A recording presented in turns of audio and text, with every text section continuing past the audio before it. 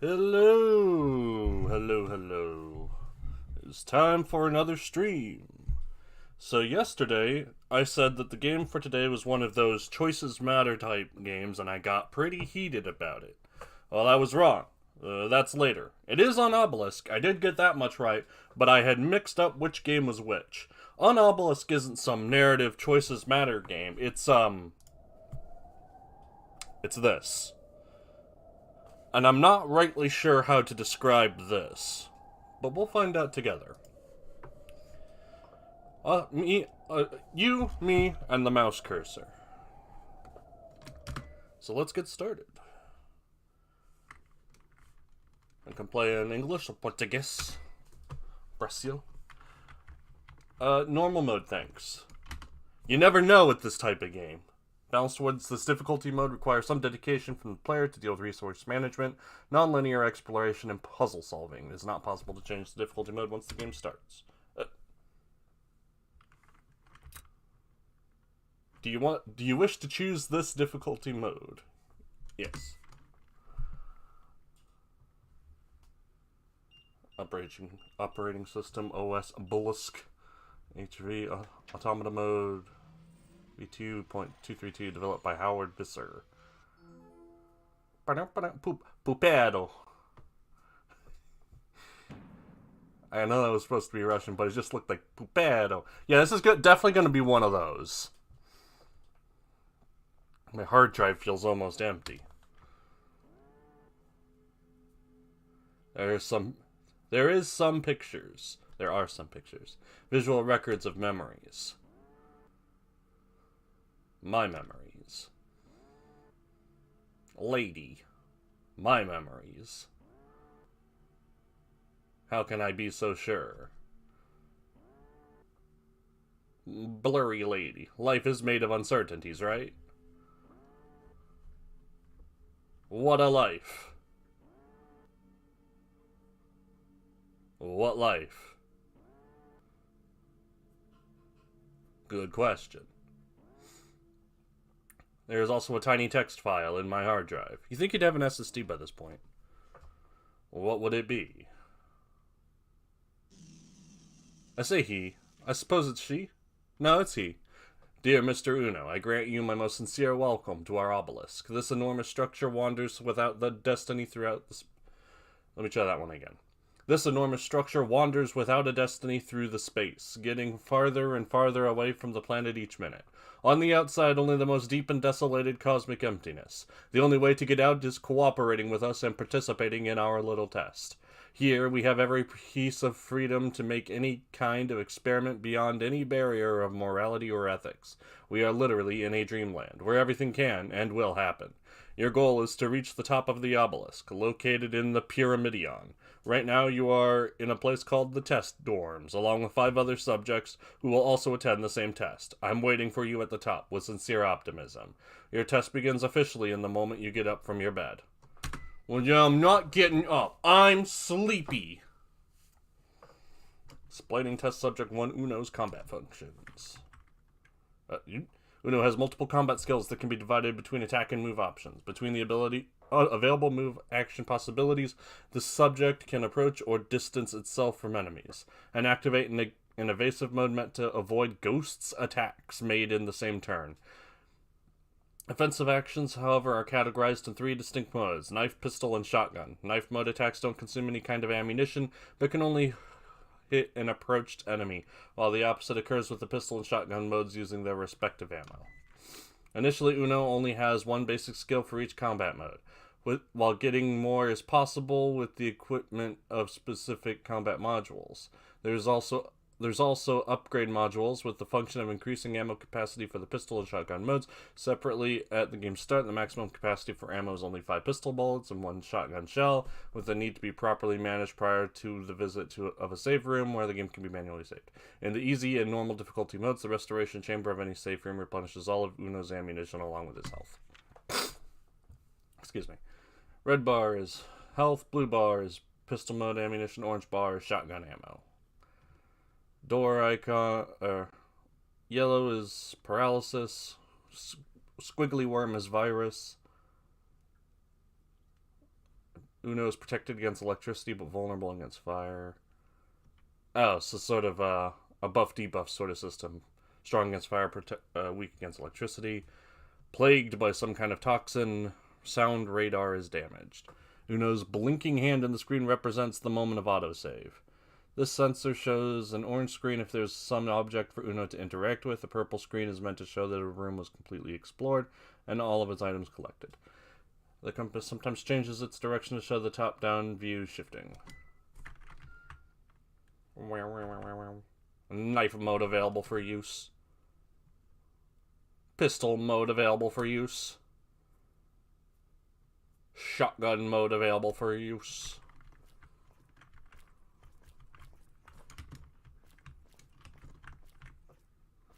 Right, well, this room is purple, it seems. Not sure what to do about this place.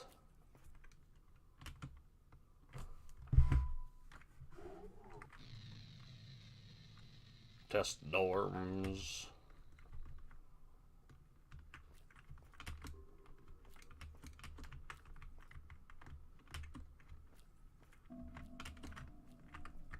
Ooh. Uh-oh. I hit tab and that happened. Okay, mousing over it fixed it.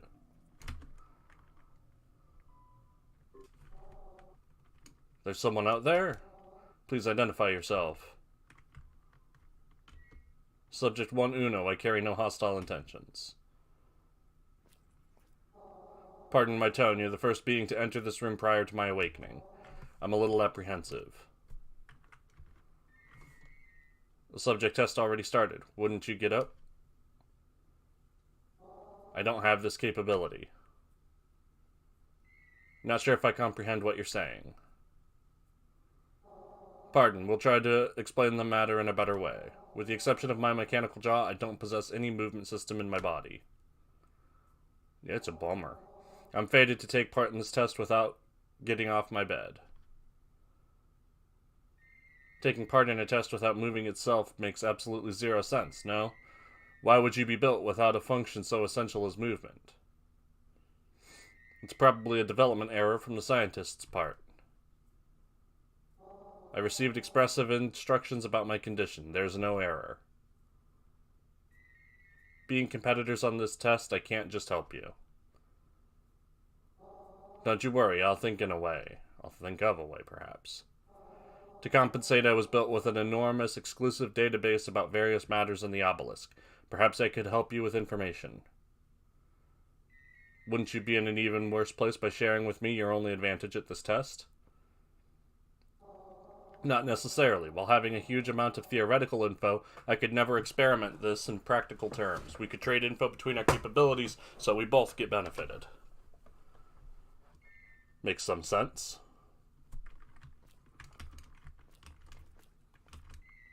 Based on the fact that we already have dead subjects on this test that I don't know of yet, it's intriguing how our starting points are so close.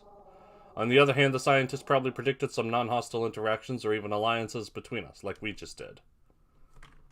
About the 6 subjects. Described by my previous information, each one of the 6 subjects has different traits and aren't on the same tier of resources and development time.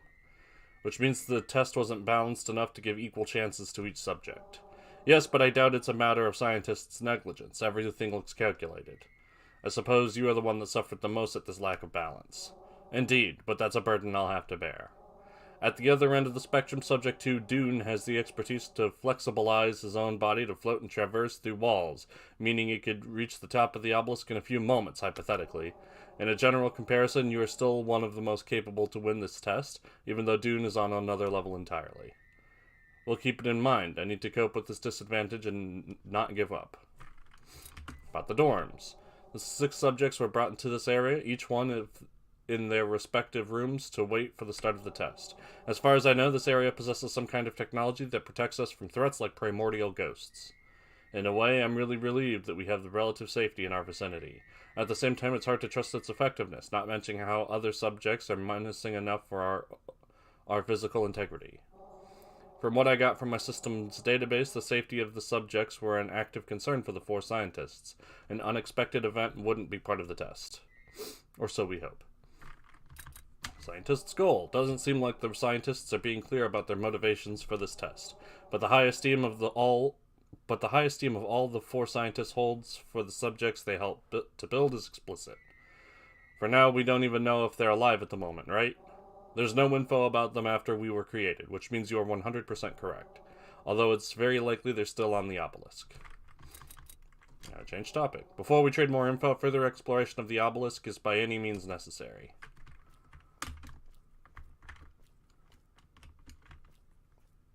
I could stand to have a run button. Pile of iron bars, probably leftovers from development of this place.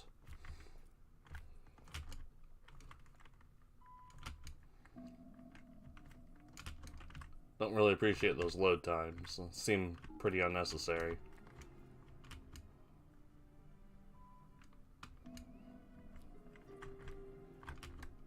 This is probably subject 2 that still hasn't awakened, which is uncanny since the test already started. Hello, are you there?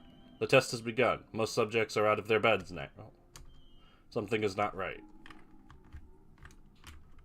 In the console screen, a fair amount of stats and strange data can be viewed. No signal. He spooked out. A number of spare lamps. Nothing uncommon. Just lamps. Lots of lamps.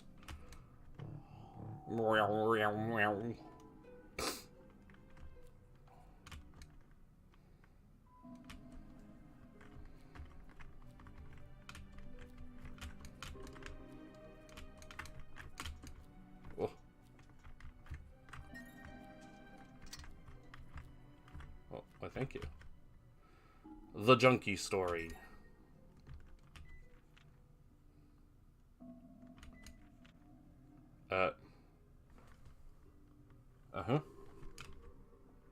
Okay, this is Howard, a common boy from a tiny hamlet. He was really common, maybe a little bit too much. His main personality trait is probably the lack of one. Towards the other children and their colorful personalities, Howard only behold their toys and games from afar. Mauricio was the strongest boy in the team. Lewin was a natural comedian and had a pet snake. Mila, who was always so graciously cute and impressively smart with her grand collection of maximum school grades. But Howard didn't have anything to offer, for he was emptier than the wallet of a pauper. Perhaps cowardly was his personal trait of all this time. Everything would be so easy if it was. The truth is that his body only existed to move a soulless boy, whose strongest emotion was to feel its heart devoid of joy. To feel is to suffer, through Howard. Disjointed in a land of flesh, bones, and feelings, the empty boy decided his place is on the junkyard. Sweet home of apathy and purposeless things. No love or hate this place brings. It was like hitting 2 birds with only a set of rings. My sick flesh will be cold steel. My unstable mind will be a database with useful appeal, shouted the boy, walking through the dirty, rocky roads. Said and done, the detestable flesh finally rested in peace, if only to reborn a glorious iron monument piece, relief that was his last feeling before the release. Now Howard invites you to meet this precious paradise. For the living corpses of flesh, the junkyard gifts only despair. Though for us, incredible machines and enjoyable life won't be rare. Oh, a little trowel. Stainless spatula. It's plastic. These black shelves have a number of wires linked to the console. Nothing useful, apparently. I don't know, the mistranslation seems like almost useful, or almost useful to the atmosphere of this so far. A lifeless mechanical body lies on the floor. A V symbol can be noticed in the head, implying this corpse was owned by the subject 5. But who did he get owned by? Ba-da-ba-ba-da-ba. Automatic walking. A weak sound signal can be perceived on this room. Hostile behavior detected.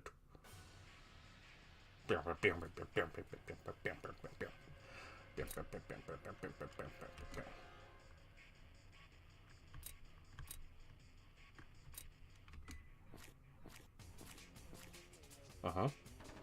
Oh no!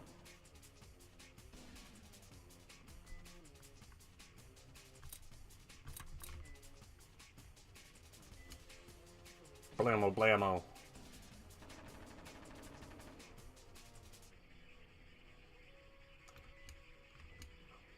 It doesn't seem very strong. The threat cannot be detected, reverting to Eagle Eye Vision system. Apparently most of my functions are meant for direct combat. The designers of this test probably had science of this fact. Even so, they just have put all the subjects at the same starting point, so that we could kill ourselves as fast as possible. That was a rough one. There's also a chance of friendly interactions between us subjects, but I don't think it was a valid possibility for Trias. Indeed, looks like Subject 3 was precisely coded to act as a ferocious, irrational beast. Being this the case, there would be no other option beyond its programmed hostility. Why experiment with the development of a logic so limited? Gimme. I was your hangman, but I didn't have any other choice. No goodies? For that can be only death. In the console screen, a fair amount of stats instead. These black shelves have a number of wires. Crack on the floor is doubtlessly suspect.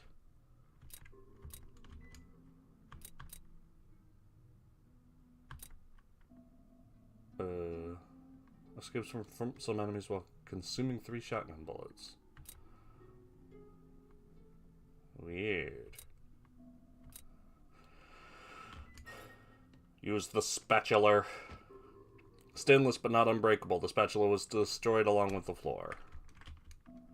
It's possible to view some floor at 115 feet height from this hole.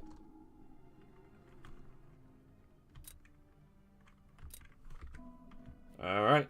Looks like I need a looking sphere or something. Some looking eyeballs.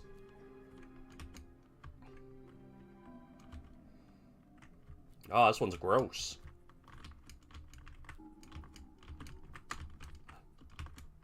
There's a scannable text file. I'll read it. As we know it, life forms possess the need of water or ammonia in liquid state to exist and evolve, but our primordial ghosts are beyond everything we learned about this topic. It is a fact that they exist, can interact with us somewhat, and came in contact due to a kind of dimensional interference. We didn't create them, I can assure you. All we did was open the door. The scary door. They don't respect any laws of physics and have unpredictable ways to attack us when feeling like it. When they just had that sort of bad day, like I can't even. We developed weapons for the subject with the power to neutralize these mysterious creatures, but we don't know exactly if they really die or just disappear when threatened. As beings with the trait of passing through any kind of matter, there's a chance that hordes of primordial ghosts are already roaming the open space from the Obelisk, and can potentially migrate to inhabited planets. They're an unprecedented threat for any civilization, and we don't know how to dispatch them back. Well, thanks, I can read it again from the inventory. It's an odd item with a reflexive square at its side. For some reason, this item doesn't exist in any other subject room. Toilet. A weird bowl bathed by a liquid. It must be exclusively useful for the subject 6. He's got a poop! The console presented here is dissimilar from the ones found in other rooms. Strange lines in red and green colors can be noticed. One of the drawers from this tiny shelf is empty. The other drawer, however, is apparently locked, although no lock can be seen. Force the drawer. No good.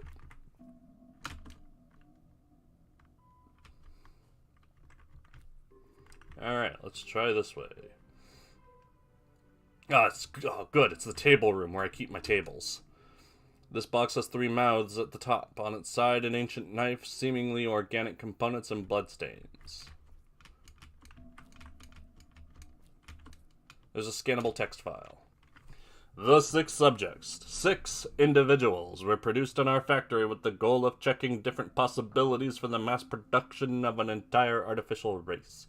Right now, we're testing components that translate into different levels of budget, ease of control, raw power, and other factors, which justifies varied chances of success/failure ratio between them. We list the subjects below. Subject 1 Uno, robotic structure gifted with human conscious, has artificially made emotional memories meant to be similar to the ones from normal humans within the planet 01. Has enough intellect to solve minor puzzles. You got that right. Some basic weapons, and a time-freezing function. I don't got that, though. His artificial emotions serve as means of motivations to follow our test, even if it could also be a potential deterrent. Subject 2 Dune, made with the same kind of steel as his brother Uno, but developed with a strange technology that permits changing on the frequency of its own matter, resulting in a flexibility similar to Primordial Ghost. This means Dune can freely pass through any wall, precisely like a ghost, and reach the open space in minutes, if it's desired. Is as smart as Uno, but doesn't have an emotional system that would provide both empathy and motivation to go on with the test. Dune could reach the top of the obelisk in less than a minute, but only if it finds enough motivation to do so. Subject 3 Trius is a lower budget unit compared to Uno and Dune, which would facilitate its eventual mass production at the cost of brain power. His logical circuits are simple enough to the point where the subject can only attack everything that moves like a wild animal. There's zero chance of a non-violent interaction between Trius and any organism in the universe. Subject 4 Tetris, another lower budget unit, but following the opposite way of Trius. It's extremely fragile, can barely move, and is pretty much inoffensive, but has the same cerebral emotional structure Uno was developed with. Unfortunately, there's a zero chance of success for this subject, though it's a precious experiment to explore the interactions with the other brothers before its inevitable doom. Subject 5 Stella is basically a clone of Uno, minus the time-freezing function and the emotional system. Not as low budget as Trius or Tetris, but doesn't use the most expensive components of the Subject 1, which is considered not justifiable for some backers of the Project Obelisk. Subject 6X, the most complex of them all, tries to simulate an organic structure of a Homo sapiens from the planet 01, has the same physiological needs as a regular human, like oxygen, nutrition, water, and evacuation, but doesn't have a very well-established emotional cerebral system. His room in the test dorms is the only one with a toilet, and the kitchen was constructed exclusively for his needs, with a big amount of stocked food rations. I love stocked food rations. There's a bloodstain on the air ducts vent. The organic creature that generated this trail of blood may have locked this vent with screws, which wouldn't make much sense. Would be someone from this side that locked the vent?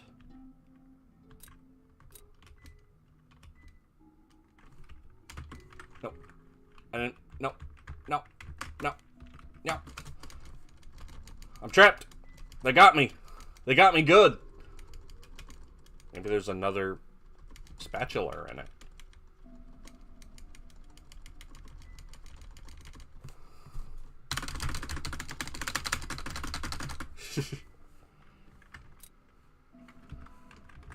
Well, that'll teach me.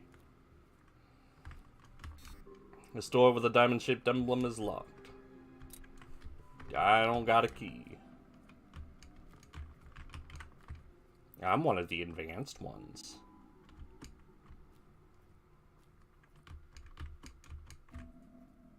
So that was 5. They didn't make it.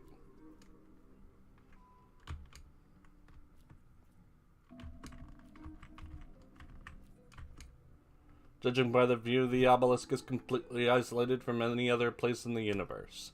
An unknown structure is floating not far from here. There is a numeral code printed on its outside. Is this part of the subject's test? 83691. Keep that in mind. A door. Ah, yeah, I'm feeling real safe in here. A map of the test rooms can be downloaded on this device. The map records every place Uno visited and if every item in a room was collected. Got the software. Uno explored this room. Every item collected. So not from 3 and 6. 3 had the hole. And so 6 is, I'm still missing something. Oh, yeah. There was the locked drawer. Table room obviously has something in it that I need either a screwdriver or a key card for. Room transition. Okay. Modify equipment modules. Yes.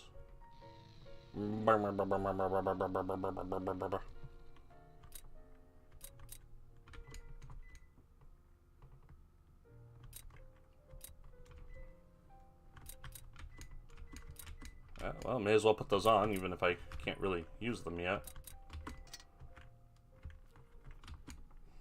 Restoration chamber. That'll give me my boulets back, I assume.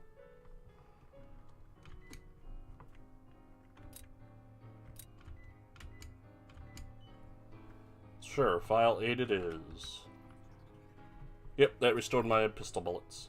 Puzzle helper mode can be activated in the options menu if desirable. Well, I'll think about it. I got a handle, a crank.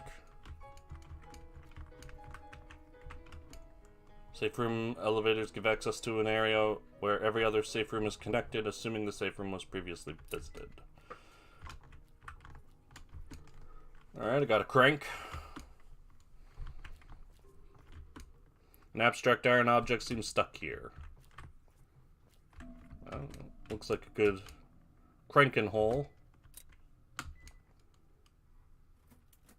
Yo, Shinji, crank that soldier boy. Are you doing it? I'm not pressing anything, by the way. This just wants to be slow. It's atmospheric. A ladder is revealed. Alright. Let's see if there's anything else before moving on. There's a scannable text file. Look. The Stargazer, behold the secret hidden in the junkyard. File can be read again from the inventory. A hollow surface in a spherical format can be seen on the statue. I wonder if something can be inserted. Sure, you want the— No!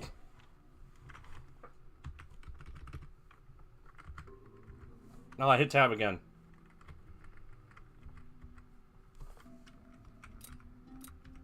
Oh, oh, okay. Oof. Oof.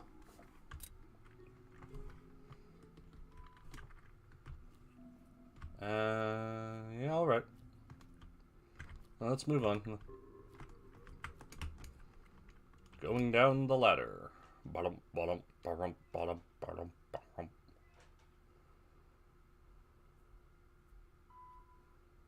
We got a basement.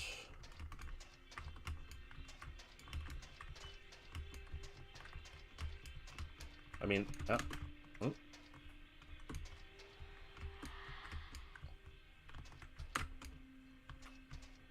no, they're scary ghosties.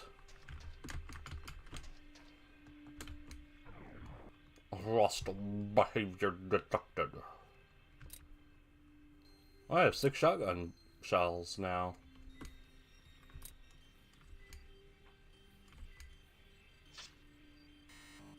Oh, I'm too far away.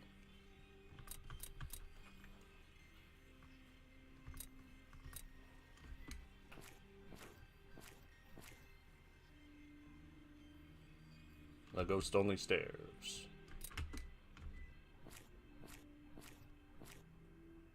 Am I close enough now?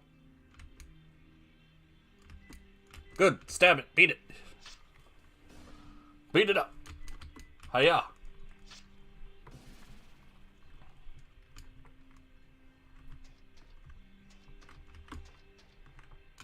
Beat it. Hit it with sticks. Ooh. There's a scannable text file. Primordial Ghost Data number 1, Onryo. They keep completely static when sighted, trying to intimidate its beholders with red, bright eyes. Analysis concludes that they're extremely temperamental, being wildly violent in retaliation attacks but never starting the fight. Can do a lot of damage, but are also really fragile, while tries to dodge most attacks instead of defending. So an Onryo is— I don't know if it's a yokai. It's a Japanese something or another. It's got, like, the body of a chicken and the head of an onion, if you've ever— No, that's Unmoroki. Never mind, I don't know what that is. But there's a green bag here, with nothing in it, apparently.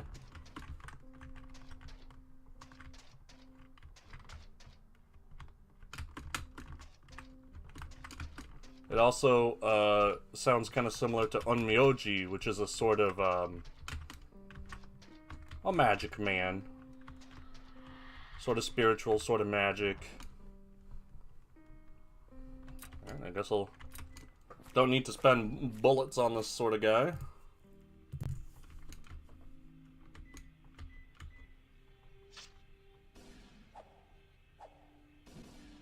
Alright, did some damage back.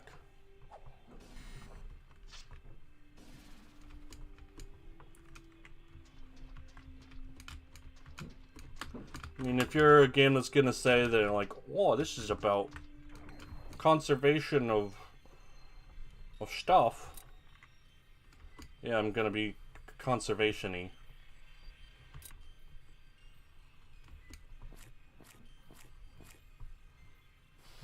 Oh, he got real close. Oh, he's doing the suck.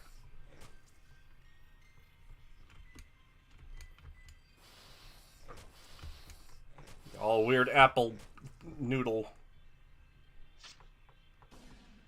Yeah, well, 2 knives will kill it.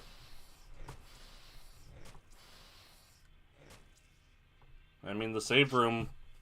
Oh, he heals. Alright. Oh, blammo!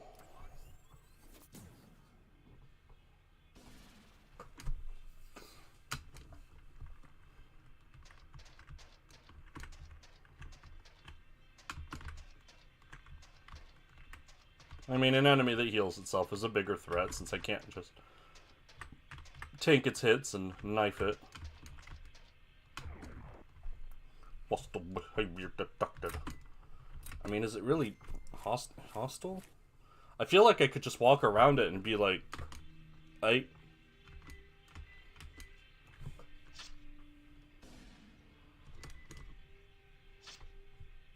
wasn't that hostile.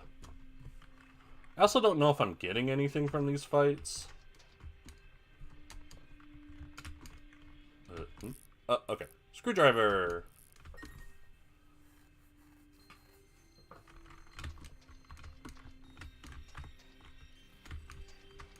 Okay, I was like, the game still says there's something nearby. But it seems that it'll just continue giving you the notification until you move. So it's possible that there's, like, no benefit to fighting, and so dodging enemies is better. But I just don't know for sure yet. Like, maybe fighting is helping me in some way.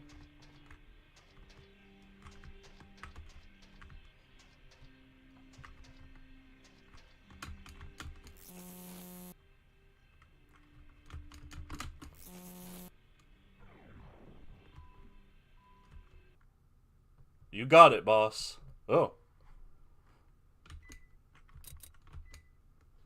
Subject 0. I think he hurt himself with that attack.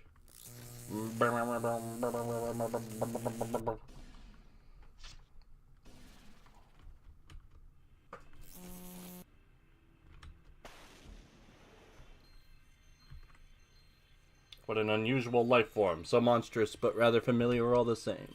Is this a failed experiment with no purpose? A creature exiled, a mix of anguish and relief are finally resting after dwelling this rotten place for who knows how many moments. The creature exhaled a mix of anguish and relief for finally resting after dwelling this rotten... No, that's not a good sentence. I'm gonna have to give you that. Oh, ammo upgrade module. The maximum ammunition for the pistol mode is increased by 3. Stick it right into my ear hole. Brrr. Plus, the combat module Blind Cut is also acquired. Combat modules can be equipped with a device found in safe rooms. As a bonus, obtaining new modules restores Uno's energy and refills its ammunition. Even though it's not the most respectable act, I need these modules to increase my survival chances. Nothing can be done about that. Thanks for the survival chance, Dad.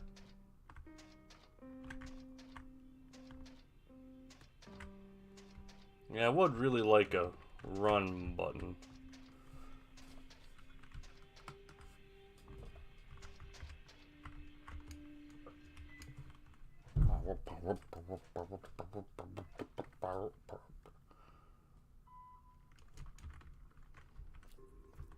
Now let's go and equip then.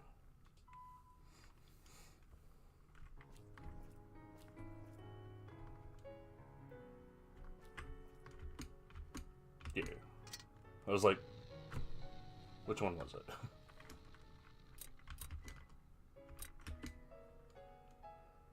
Doubles knife mode damage with only half the hit chance. That sounds awful.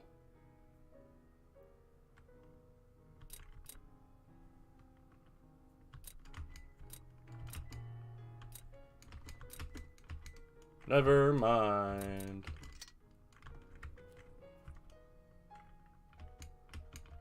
Let's go ahead and save again.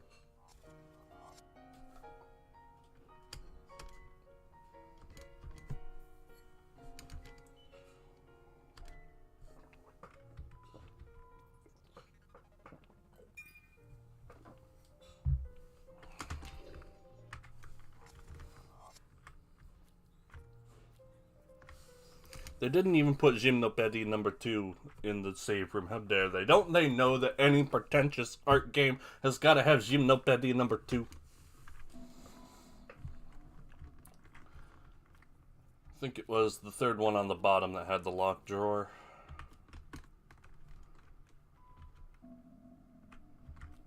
Yeah.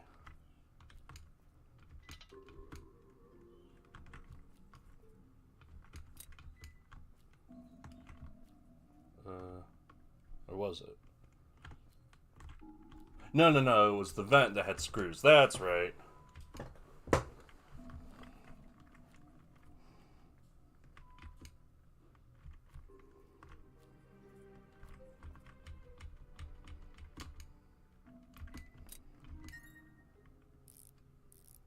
You driving?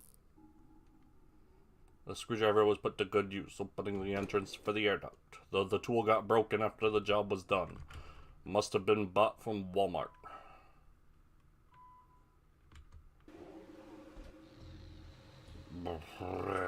Ducts.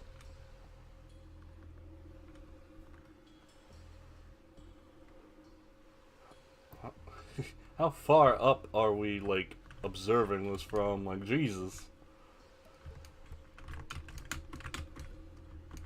Normally an air duct section is supposed to be, like, claustrophobic, but this is downright, like, acrophobic. Oh, it's a bell. Domovoy. Oh, he's got me.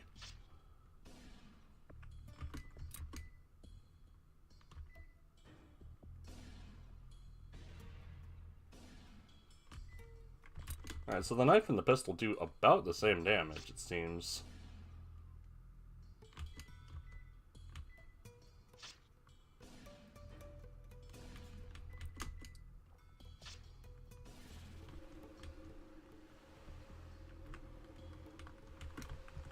Looks like that leads to something, you know? Oh, that leads to something. You know?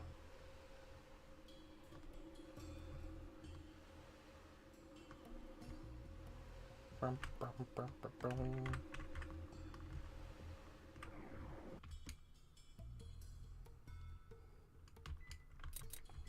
don't know, let's shoot a shotgun in some air ducts. Okay, so that's a little bit more damage, but not like a ton.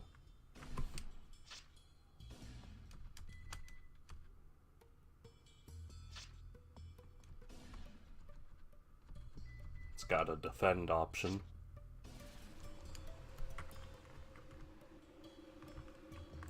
So, like, yeah, I have the option to be evasive, but the thing is, it doesn't feel like it would be that useful. Normally the reason you would do that is if you have, like, aggro on one person, they defend, and other people...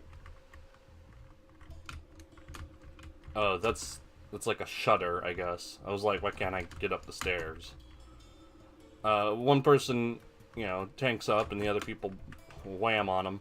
But in a solo game, taking a turn to defend kind of just means letting the enemy get free damage. Low damage, but free. Or maybe they'll miss, but... definitely, when there's multiple enemies, the shotgun is handy.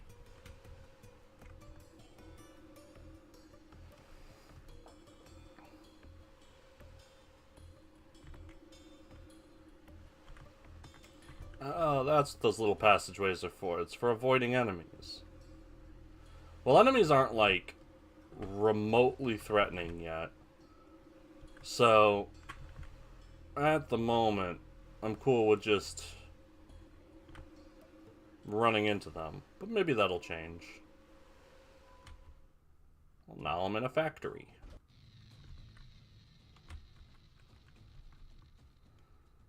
Well, let's start by following the blood, I guess. Snake, is that you?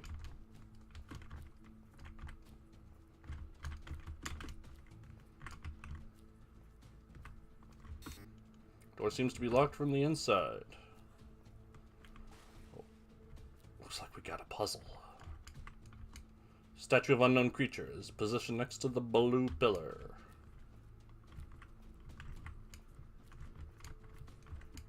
Mysterious pillar at the side of a statue. Stairs leading to the second floor are blocked by a pile of boxes. It is probably possible to pull these boxes down from the second floor. Maybe push them.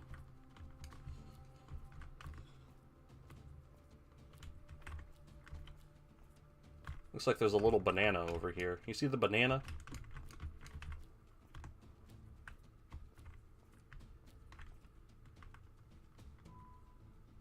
Factory bridge.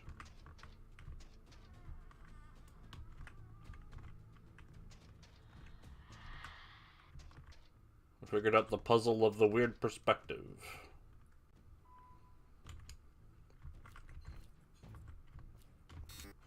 Door is locked. There's no lock inside. A message can be read.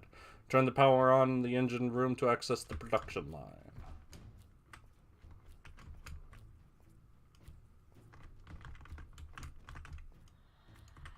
Oh no, ghosty.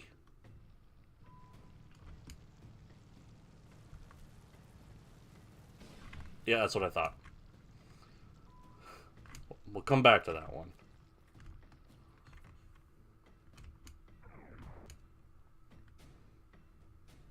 Ew, it's gross.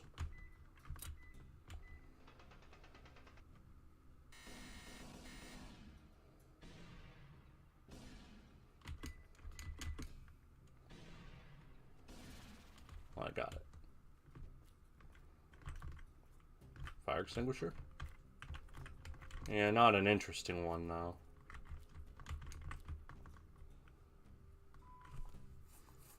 Locker room.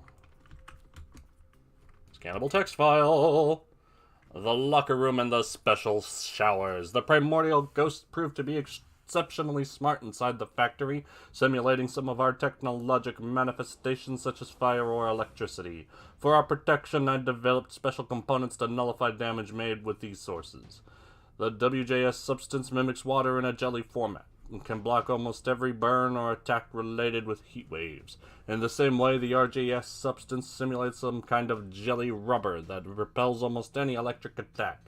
It is important to note that they have collateral effects. The WJS will make one extremely vulnerable to electricity, while the RJS is highly flammable. Caution is advised when manipulating these materials.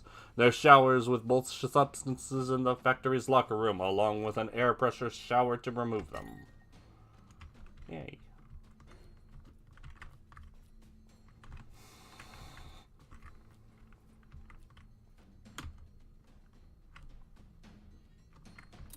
Stay dry. Seems like the engine room is hot. Hot. I'm blue.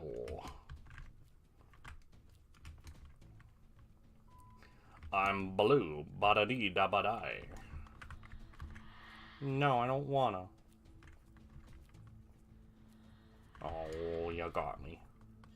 Slowly. You got me very slowly. Oh, Jesus. I don't know what that did to me, but I didn't like it. Oh, no, it's smiling.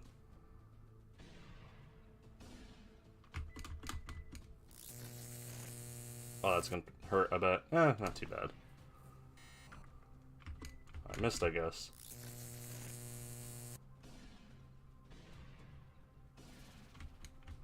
Alright. I'm actually somewhat threatened. Never mind, I found a save.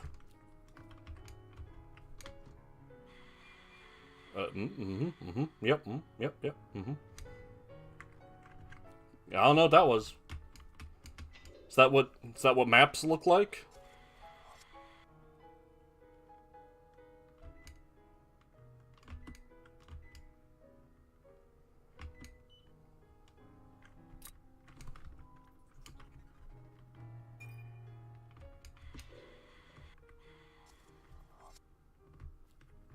I am curious.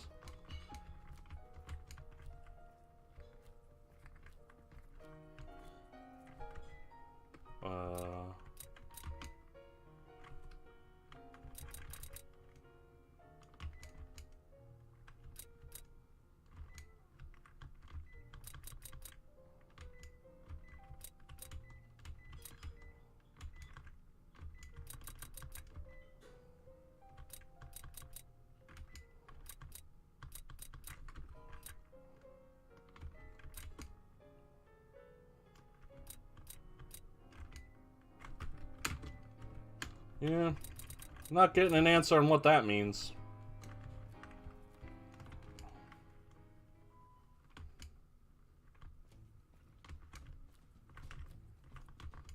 The big statue looks to be hollow, possibly having something valuable inside. I could try to open its mouth with shotgun mode. Blammo!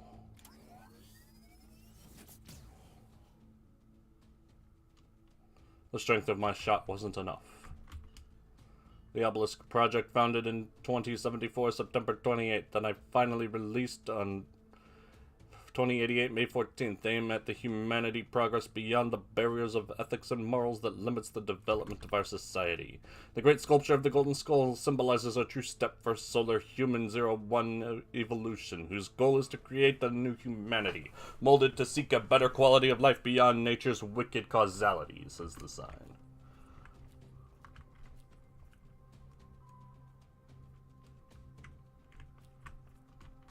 I did lose my blue when I saved, so I gotta re-get it. For energy-saving motives, the holographic statues will only work as intended with the deactivation of the engine. Intéressant. No. With the power up, this bizarre artifact doesn't work. The button doesn't work with the power off. There's a scannable text file. Primordial Ghost Data 16 Sola Puravet. It's extremely fast to dodge most attacks and can be a real pain to deal with when not using specific equipment. Foes of this ghost will suffer with heat-based attacks of varied temperatures. We can't identify any kind of standard to define if his attacks will be stronger or not, since he's completely unpredictable. In cases like this, when our behavioral report fails, luck will turn to be our best friend. Temperature decreasing attacks can make the Solar Puravet stops completely, though it's not advised to be near him in a state like this. Thermal shock can lead to undesirable and harmful effects. Ooh, there's another. I already read that file. Right.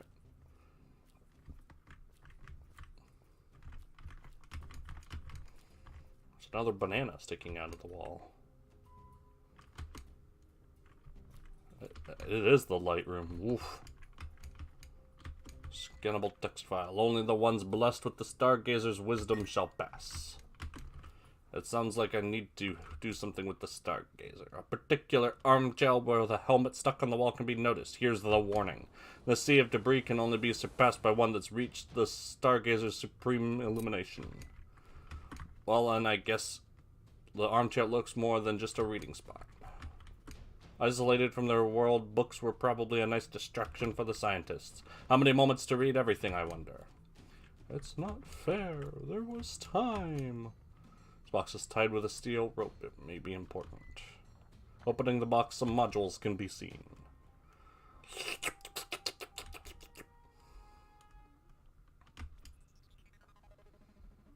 Slurp slurp nummy. The steel rope looks good as new. Possibly it can be used for another means.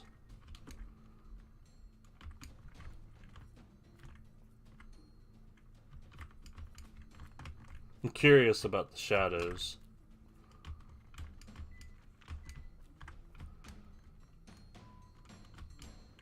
It definitely seems like the kind of thing that if you touch it without having the solving the Stargazer puzzle, then it'll kill you or something. Power is needed for the door to open. Alright, let's... Apparently simply turning the power on won't open this door, but there's a power wire coming from this another room. So, it's time to go back, get some more jelly, and go into the hot room.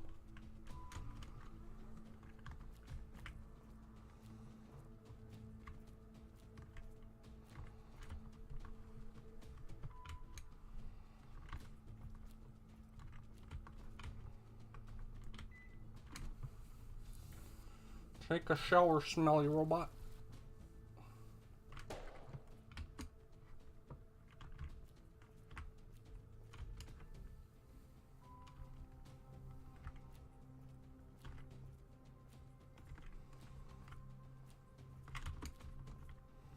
Alrighty, let's take a look at the engine room.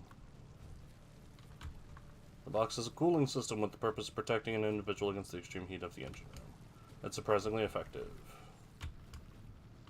Uh-huh. And it requires the portable heater. So you will still take damage, just not much. I mean, what are you gonna do against me? I'm made of jelly. Yeah, that's what I thought.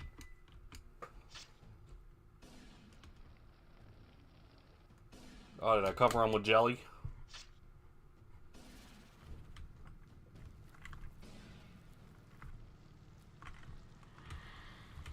Oh, let me through.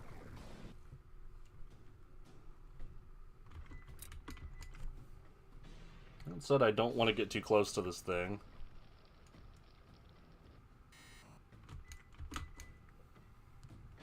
Because then, like, it might do an electricity attack.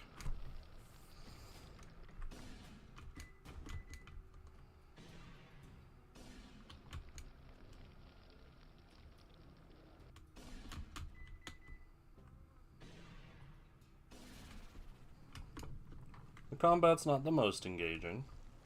Box here has a cooling system for purpose. Blah blah blah blah blah. It's surprisingly effective. Now, get.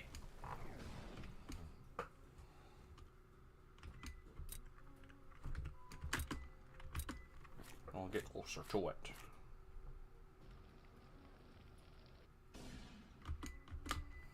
And give it the good old knifey knife.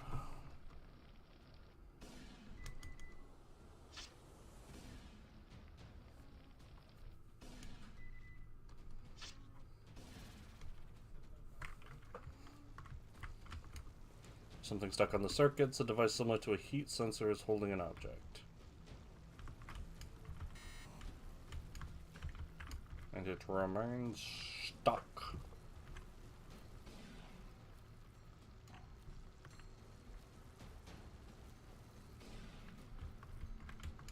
This blue lever has two directions, judging by the display. Apparently the lever activated upwards turns on the power of East Hall second floor. Another choice is to activate the lever downwards to turn on the power of production line rooms.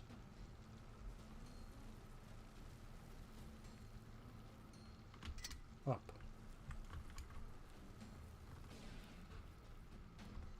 Let's see if that dislodged the thingus over here.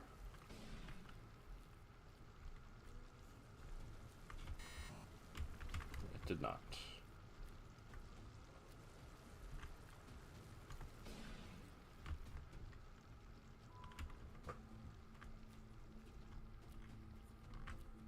Okay. Back to the east rooms.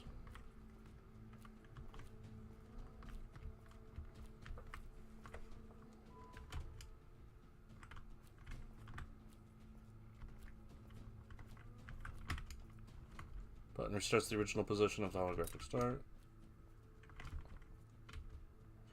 Paper sheet is stuck on the wall with something written. The courageous bee arrives at its destination with the aid of the whirlwinds, while the skillful bat proceeds only forward. Press the button, no.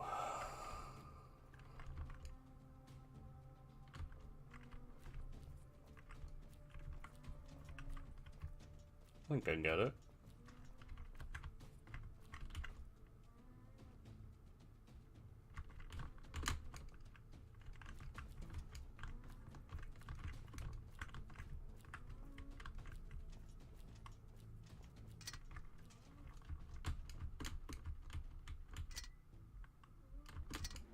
E. I did on it.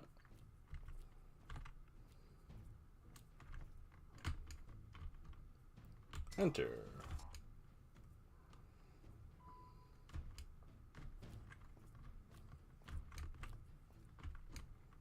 Reference area, says the sign. Trash can, says the trash can. Mysterious suitcase. Big square displays a flowchart that I can't really understand. Maybe important for the scientists' reunion.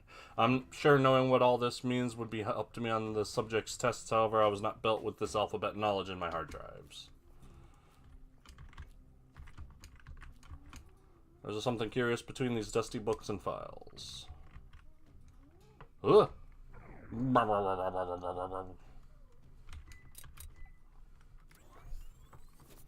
They're like ticks. They're gross.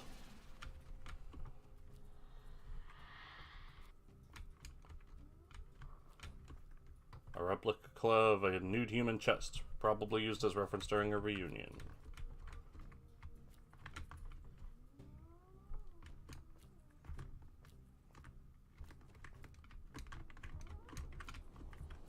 Alright.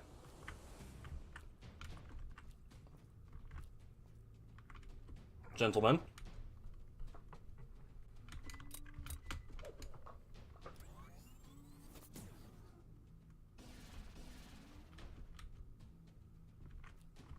Gentlemen. Oh. Uh-oh. Oh, yeah, that's gonna hurt a bit.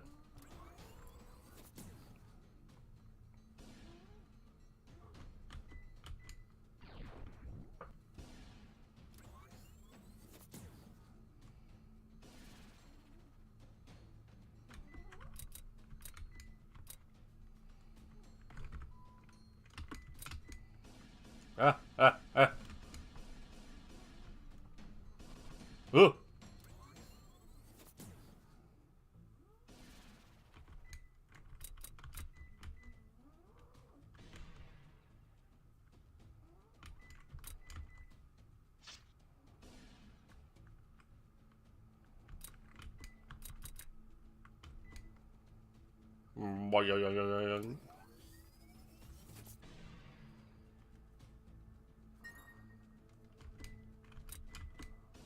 I'm probably dead. Boo.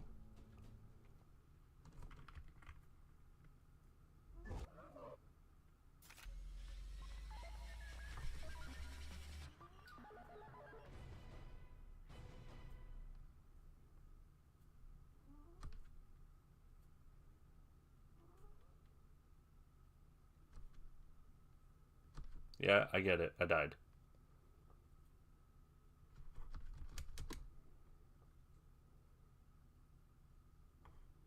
Yeah, no, I get it.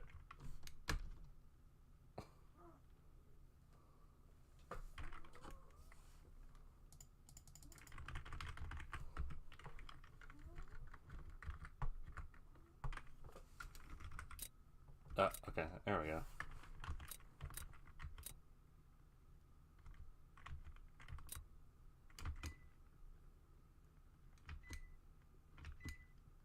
I don't know why that was so unresponsive.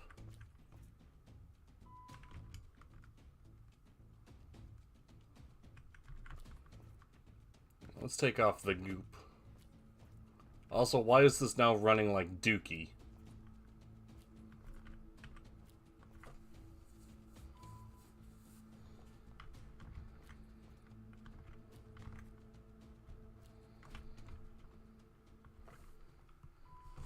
Hold on a minute.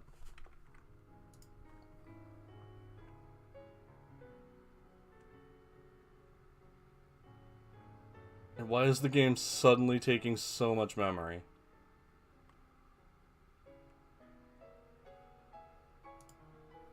Wait, is there... No, I was like, is there... There's two versions of it running. What? Who are you? Whomst?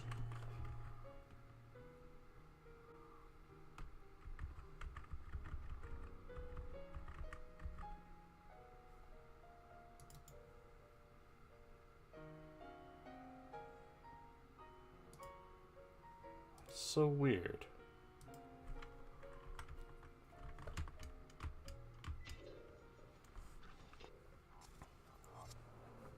I gotta take a quick bathroom break. I'll be back.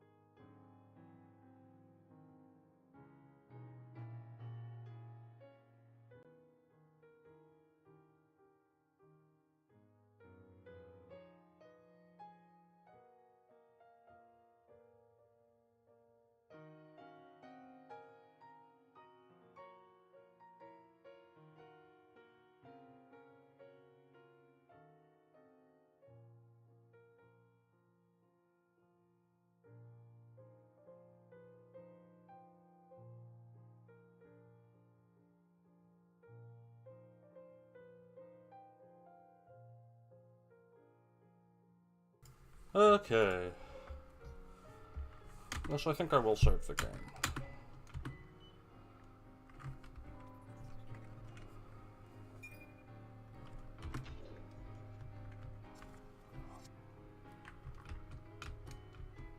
Do any of these do anything new?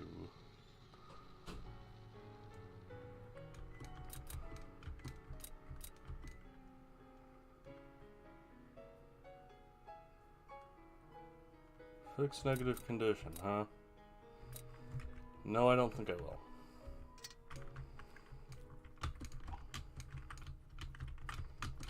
That seems like it would be something.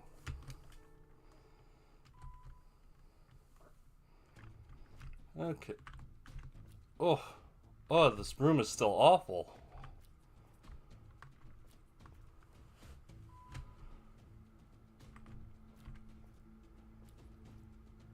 Oh, I was with that. I mean, this is not a whole lot better. A game like this should not be running poorly.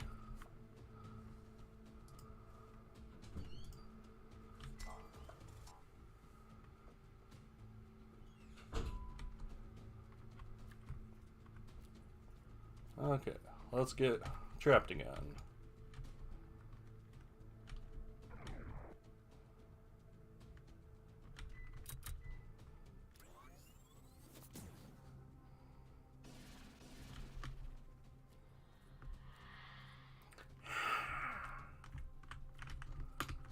Let's see if this is the dangerous one again. Yeah, it is. Okay.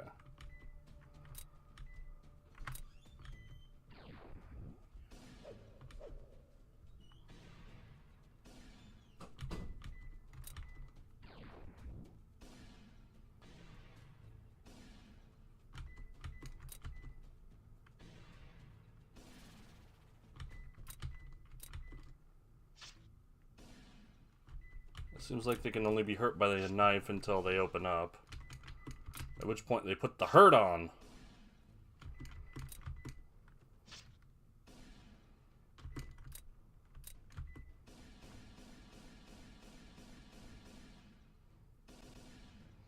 Oh yeah, that's a big difference between being weak to electricity and not.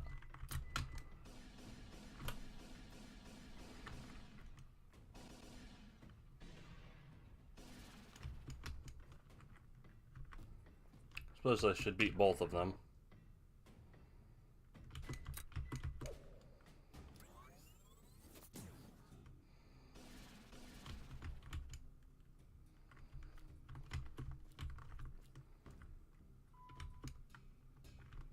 Okay, any new developments out here?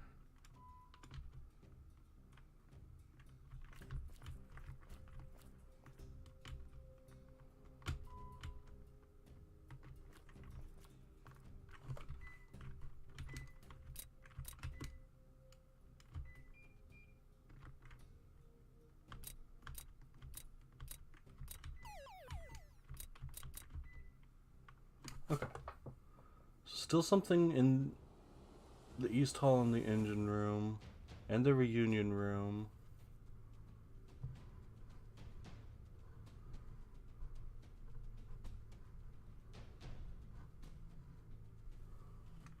Obviously there's something in the light room. I need the wisdom to get it. Let's check back in the reunion room.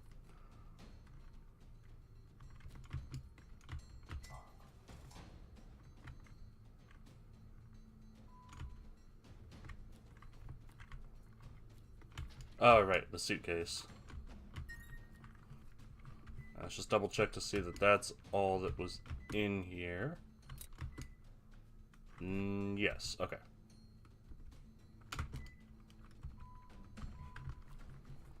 Alright, moving on.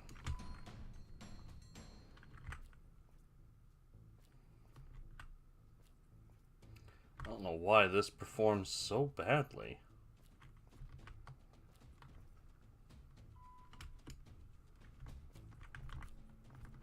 And I probably don't have a strong enough shotgun yet. I don't see any reason why I would yet.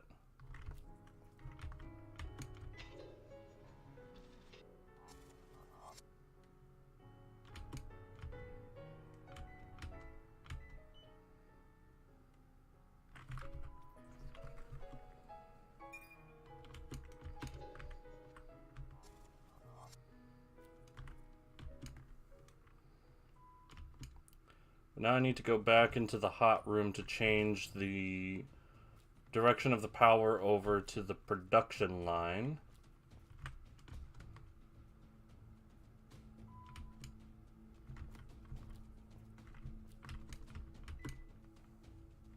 Get that good group again.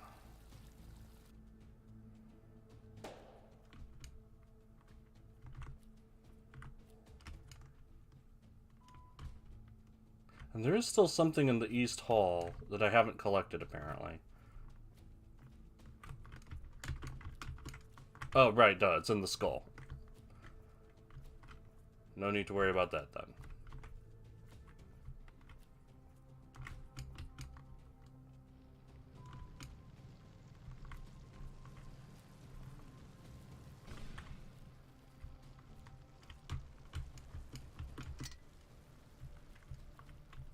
Right, lever is downwards.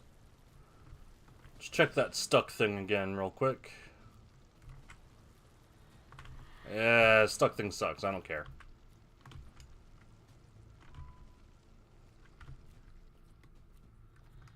Okay, back to the Wingus. Oh, wait. No, I should go into that door that just turned on.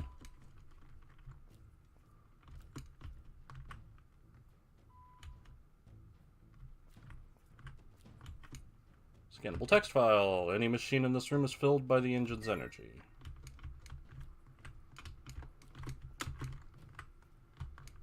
Enormous artifact with the form of a silo seems to be part of the production line. Apparently the line starts on a 3D printer on the second floor. Wonder if every small-sized component in the obelisk was created here. Possibly even small parts that built us subjects. Right, let's keep looking around. Even with the power turned on, the production machines will remain deactivated until further instructions. Is the sign. Scannable text file. This guy. Petite and agile ghost with a spherical form looks to be strong against cut-based attacks and knows to dodge projectiles, compensating for its fragility. From afar, attacks with minor shock discharges that doesn't do much harm, however getting near him is relatively dangerous when there's the risk of suffering from a potent electrical headbutt. With the company of another ghost, can possibly enter into a total defense mode, not giving or receiving any kind of damage. It's hard to predict when the ghost will move from this stance. That's about all I figured out, too.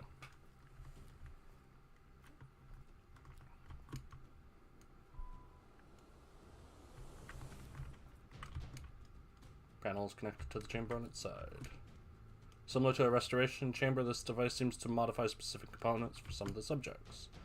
The panel displays two locks, a blue one with Alpha on its description and a red one describing Omega.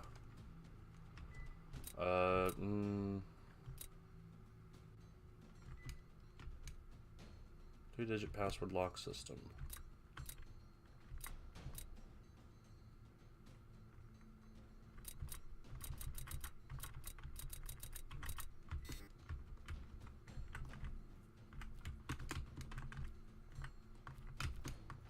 Console displays instructions about how to print a variety of objects. The printing option is blocked though. Printing is probably forbidden on the subject's test. I'm not willing to insist. I am. Don't tell me what to do.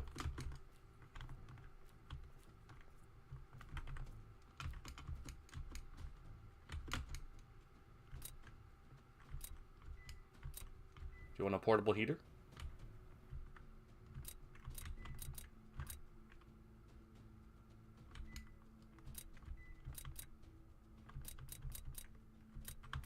Want a steel rope?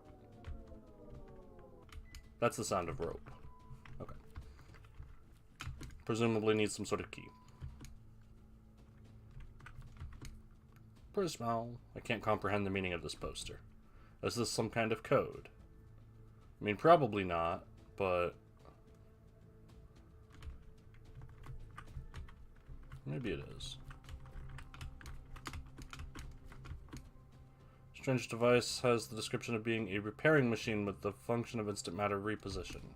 I could possibly put any kind of item in just to see if there's any result.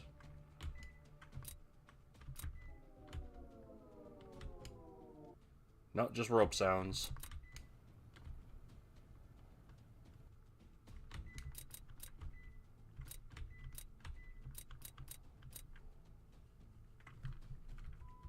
Doesn't seem to be anything of note. But there's a file. Components from the Tower of Light's resource room could possibly form interesting words. There's tests about an artifact being made in the repair room. I don't remember the component combination, but a poster and somewhere in the obelisk can be used as a hand. Jerks.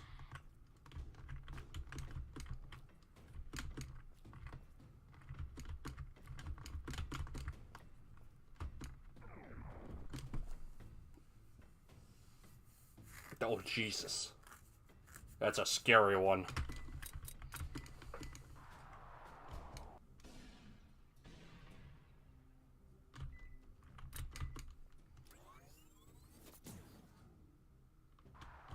Or maybe it's too dodgy. The tiny storm is causing interference to my camera perceptive systems. Alright, that at least hits it.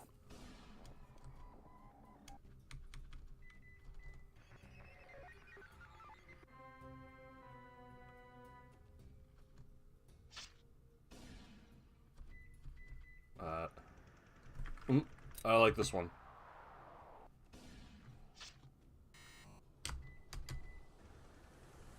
$12. There's still time to go back.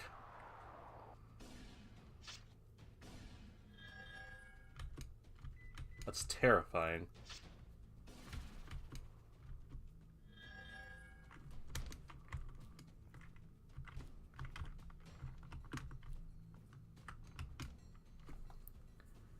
So just remember Prismo.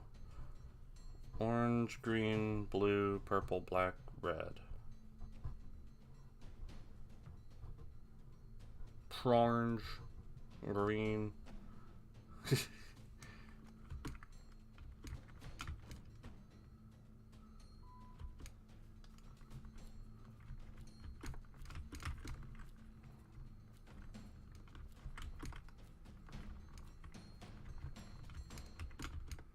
Alright, so next thought is to go back to the initial area where I found that, where I made that hole. Because now I've got a rope, I can go down it probably.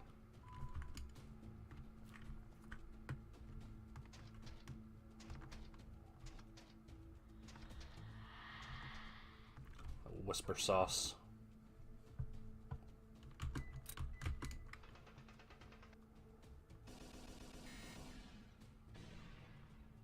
Yeah, well, I think I dodged one of those shots.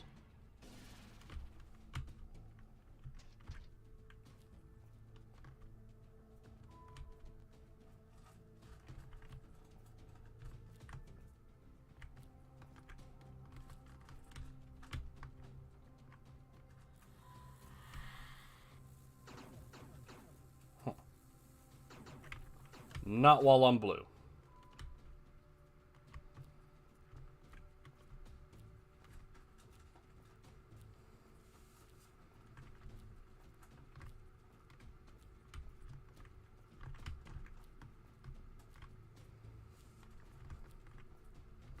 Let's take a look at this other room.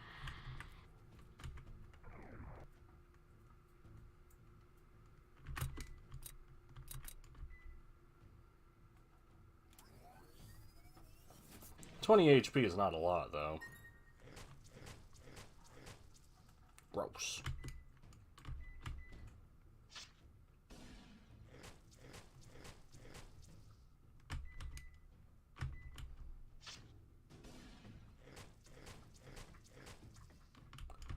That was... Stop it. Fine, I'll shoot it. That was a major net loss.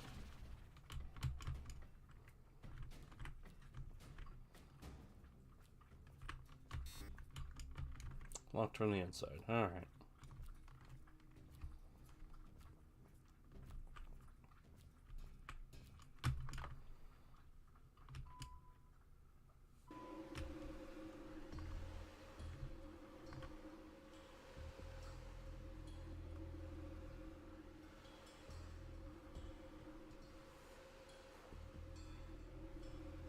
So, need to be considering a 3-digit code. The only set of numbers I've seen so far have been from the thing outside the like Stargazer room, but that had 6 numbers.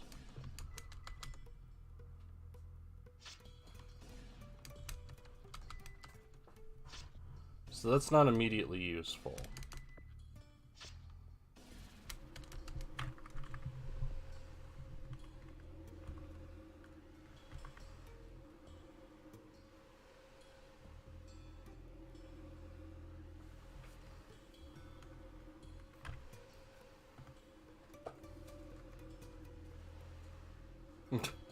You turn around on the stairs. That's funny.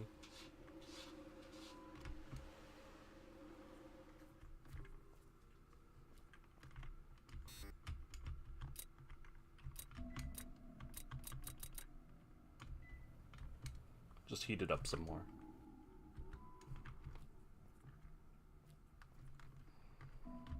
Let's go back to the save room before I do anything else. I suppose it would have been easier to just warp between the save rooms, but whatever.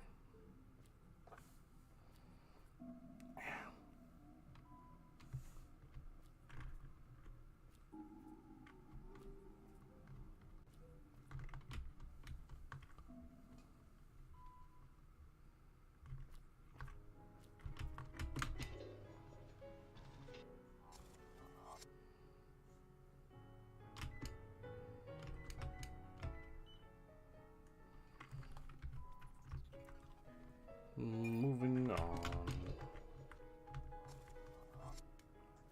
I'm not out of ideas on the puzzles yet, so no need to turn on the puzzle helper at the moment.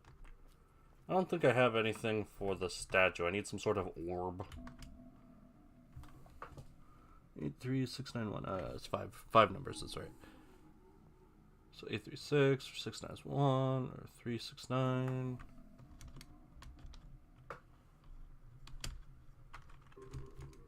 I'm gonna try a couple numbers on the briefcase.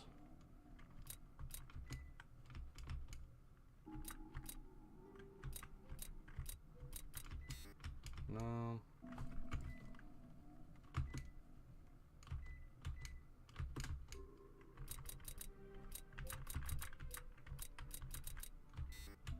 No. That's enough tries for now.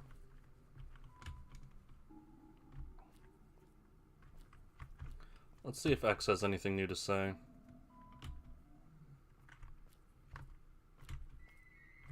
Got a tiny book containing the most curious tale in the room of deceased subject 5. It tells the story of an human being by the name of Howard and his transformation into a completely mechanical creature. Much like us subjects, right? Exactly. About the book. It has analogous features to children's book. That is, it is meant for infant human beings. Its reading style is easier and more understanding, with big pictures sometimes filling entire pages. I have the definition of children in my database, but I'm still not sure if I comprehend its meaning. When human beings are built, they assume a very small stature, progressively growing up until their adult form, not only in terms of corporeal mass, but also in intellectuality. Children's books are of easier consumption because it is meant for an undeveloped mind. But there are no records of children in the obelisk. It was probably there for the subject's test. So for the 4 scientists, are we just like their educated children? In a way, yes. Would we also get bigger and smarter in the future? Definitely not. It is a human being exclusive feature. We are their children in the sense of being their creation. A junkyard is a kind of storage for unusable human objects. Possibly a place like this exists in the obelisk. In the tale, Howard goes to the junkyard to transform into a machine, which implies human beings stays on the junkyard once they turn unusable as well. There is a contradiction between this info and our own database descriptions. It was probably just a poetic license. A human being doesn't go to the junkyard when in an unusable state. Poetic license. I fear it's too complex of a human term to explain. I beg your pardon about that. Will we be sent to the junkyard once we stop working? It is a valid possibility. Is Howard just a fictional character, or does he really exist? It is even possible that this Howard character dwells on this very same obelisk. Could be one of the scientists, guinea pigs, or even us. Assuming Howard is one of us subjects, he would clearly have memories of his life before turning into a machine, right? Not necessarily. In the same way with our database record system, human memories are easily manipulated by scientists in this day and age. Our memories could have been wiped in our supposed transition. Of course, we are only working with hypotheses here. We don't know if Howard really exists or existed, and how we were built. I got a tiny book.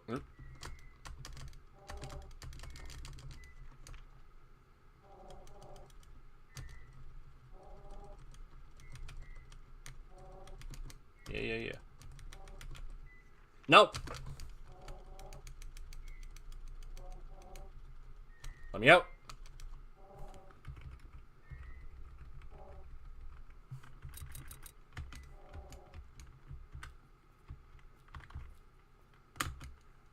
Only want to talk about Howard.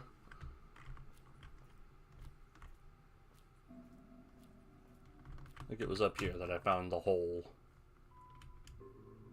Yeah.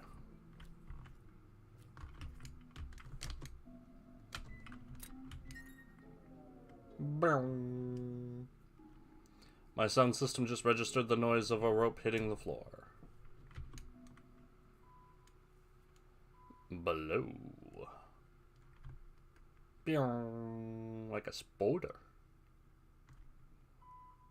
Rock a bottom. Patrick, this isn't just darkness. This is advanced darkness. Primordial Ghost Data 18, Quisquiltulu. It's a pretty smart creature with the ability to perfectly mimic the looks of a green trash can, disguising itself in the junkyard with no problem. The ghost gets progressively stronger and more fragile the nearer he is to his true form, which is the perfect moment to destroy him fast. And it's rather common to see other ghosts being hidden behind Quisquitulu, so it's important to check your surroundings in these situations.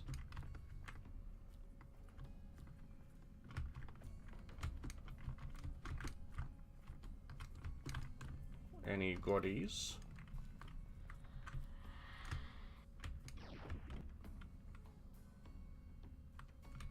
Well, with multiple enemies, that means the shotgun.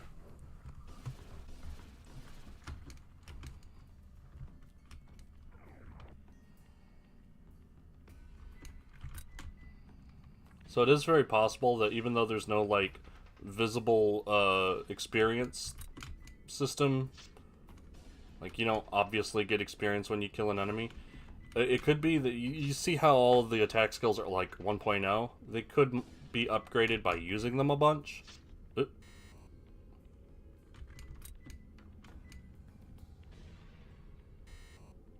Oh no! And he missed.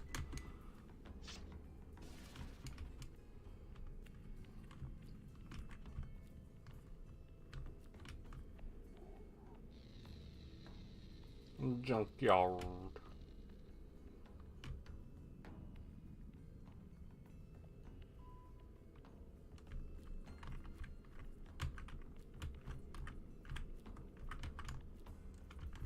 So I still don't know if there's any decent... if there's any decent reason to fight enemies.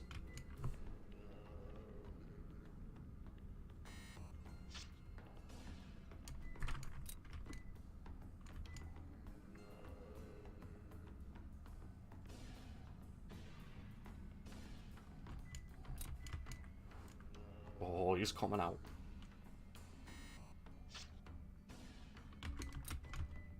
I'm so proud of him.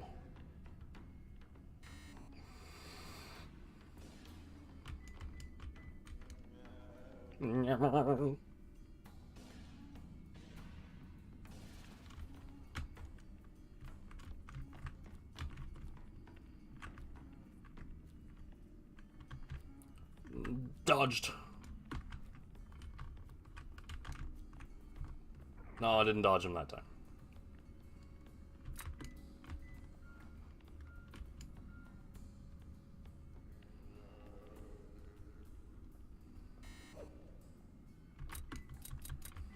There. Oh, ooh, there's another enemy.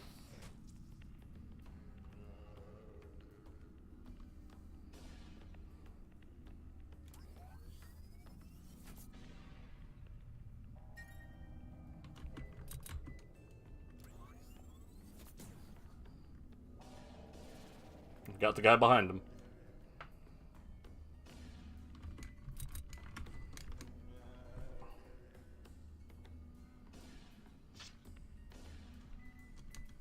He's getting pretty dangerous.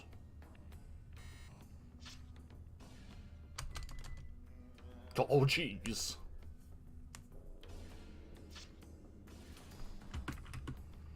I'm gonna need to heal.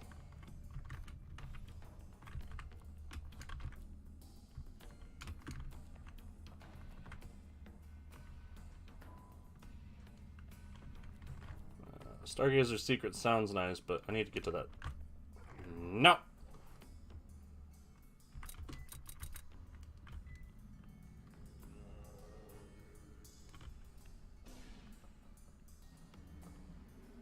Blast off.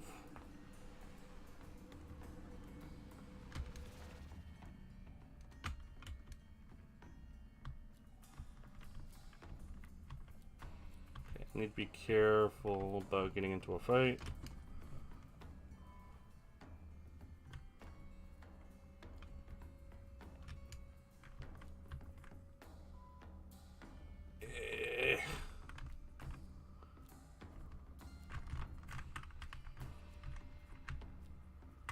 I'm gonna die.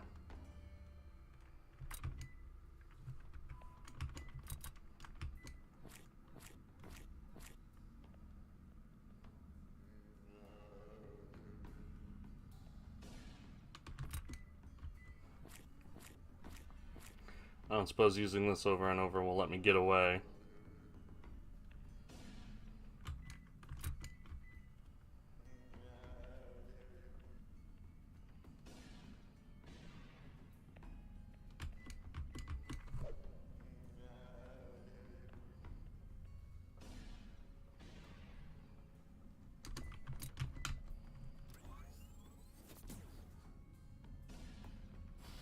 I'm gonna get super killed.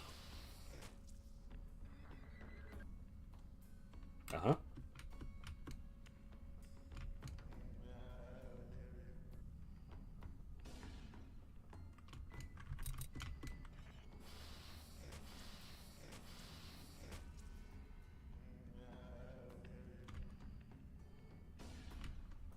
Oh good, the weird effect is no more now that I'm dead.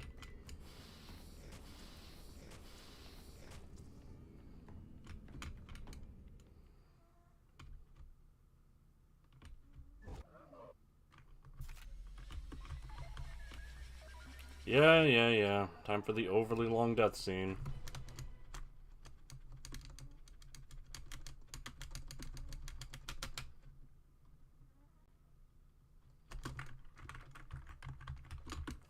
You know, it's probably just faster to reload the game.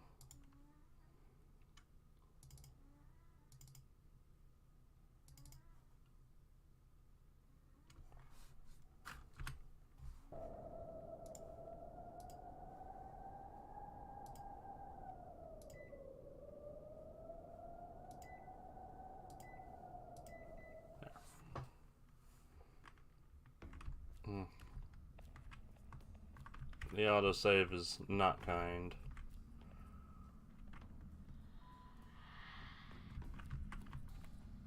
Oh, jeez.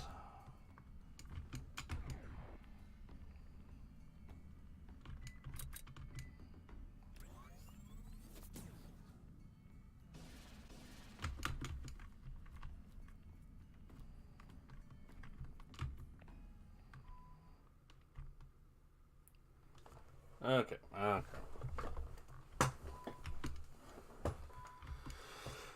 Go back and heal. And try to generally avoid the trash cans, because they are real nasty.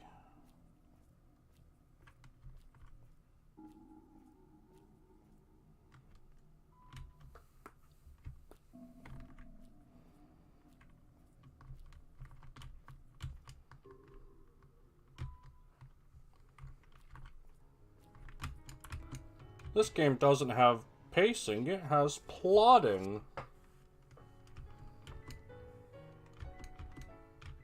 This is what we call in the business, though, some pretty severe pacing issues.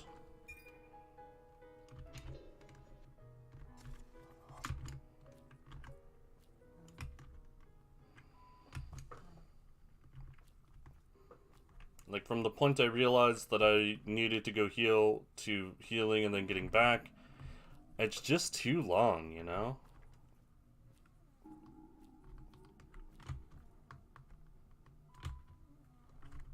And for a game like this, where atmosphere is as important as it is, that's a big problem.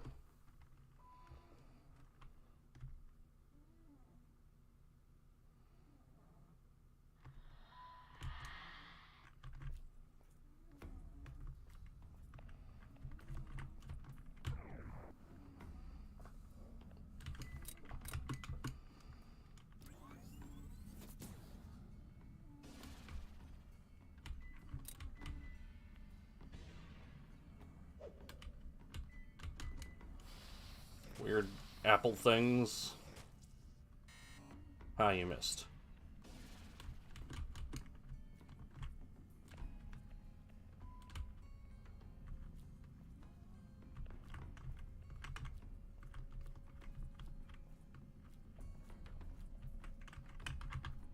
Ah!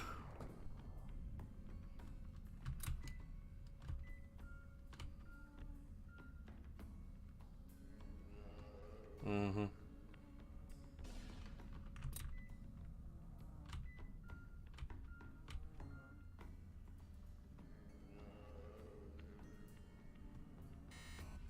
Ah, you missed.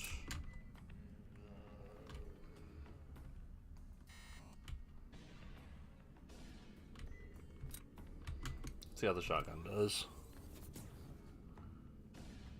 Pretty good. Nice dodges.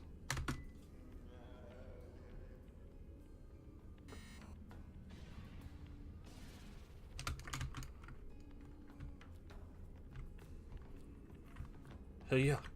Huh. Made it. Juked.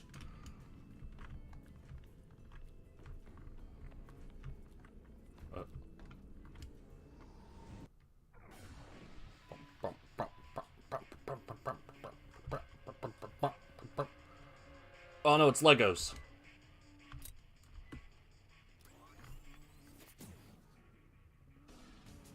That did okay.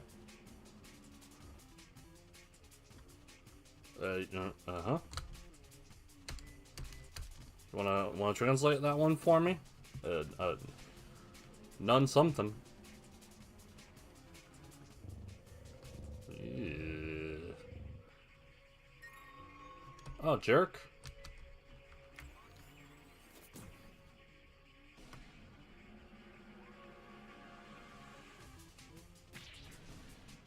Eh.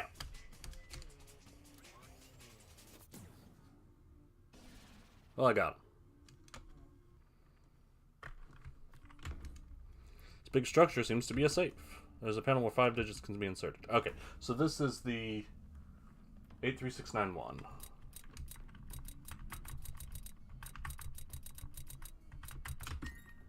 Yeah. Key and some modules can be found. I love modules. Lotus key.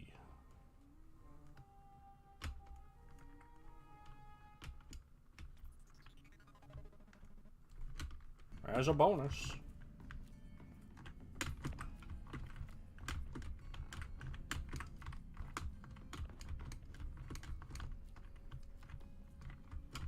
Okay, well, there appears to be nothing else in here. Boo.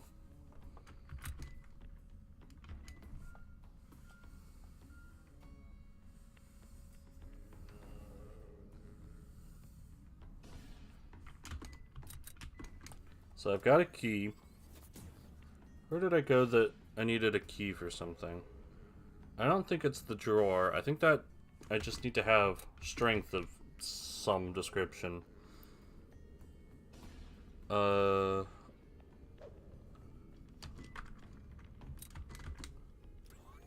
guess I could try it. I mean, it is the Stargazer's secret, so I could try the Stargazer.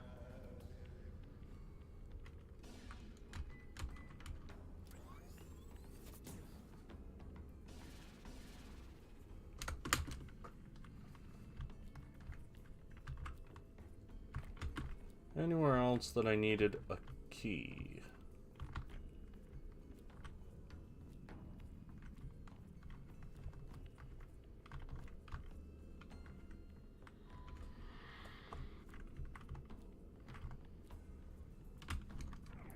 Presumably, to get through the maze of darkness, I need the light from the light room in some way, which seems to be unlocked by the Stargazer. But the Stargazer needed a sphere. Is there anything else down here? I don't think so. I don't have the map for the junkyard yet. Yeah. Okay. Moving on.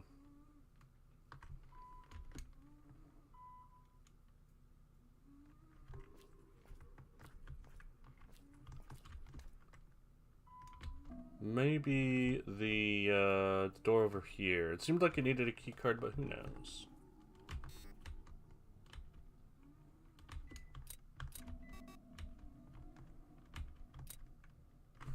Let's see if my inventory can give me any more insight on the Lotus Key. Illustration of a lotus flower for some reason, found it in Stargazer's secret junkyard.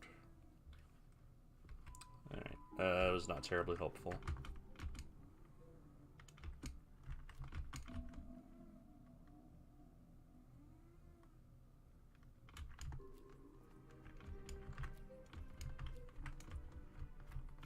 Could be that the key goes to that, like, locked shutter I found through the vents.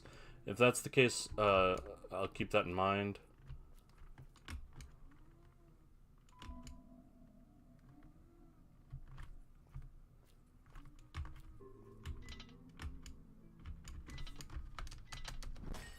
Oh, hey. Just keep trying.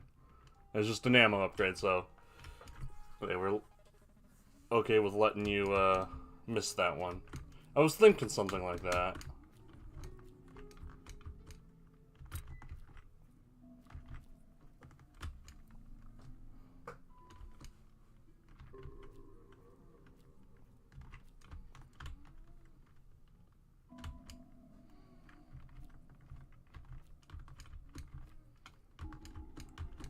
Yeah, nothing else in here.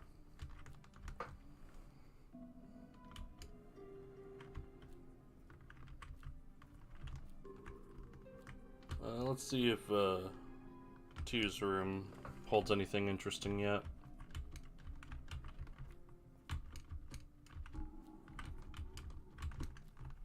Well, doesn't look like it. Just lamps. Now, I could use a light source for the dark room. Well, these lamps aren't gonna be any good for me.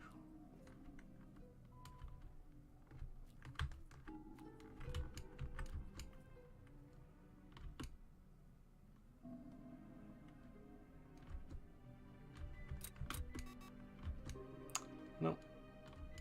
Do you want the heater? Do you want the suitcase?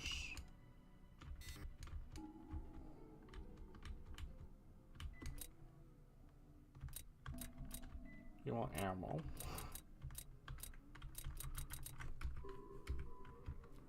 Okay, okay. Let's install those upgrades.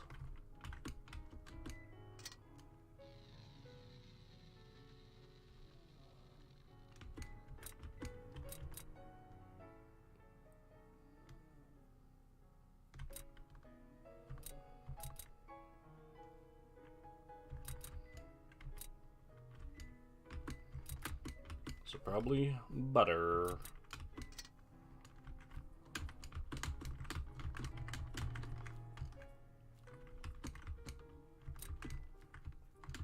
Suppose I should, just for the save.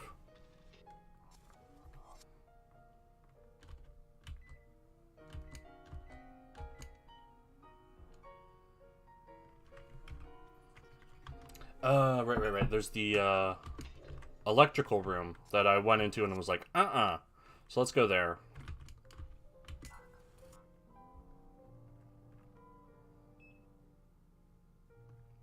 Oh, that's very strange. Replica of a human face on a huge scale. Its face shows dissimilar features in comparison with the other ones, and an uncommon gadget above. Is this what my database calls art? Scannable text file. Tenebrile. Stays hidden on trash cans while shooting projectiles at possible enemies from a safe distance, since this ghost is 100% defenseless otherwise. When approaching its projectiles, trying to dodge is always a possibility, but shooting another one in the same direction never fails.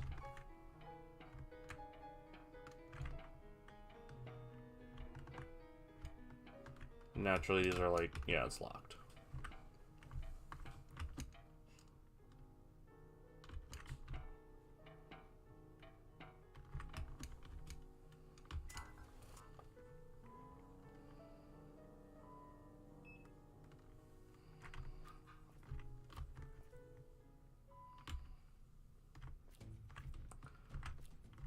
Let's see if this works now.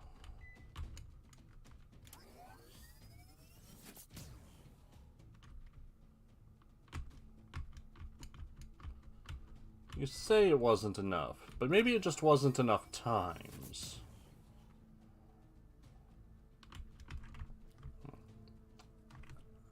Mayhaps.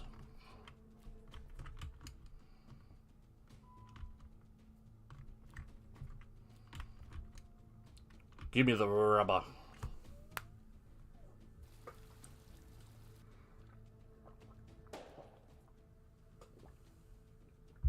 Now I'm pink.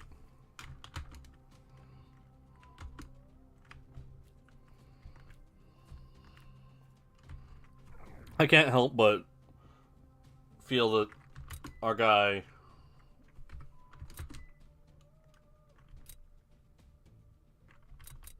sounds like Nigel Thornberry.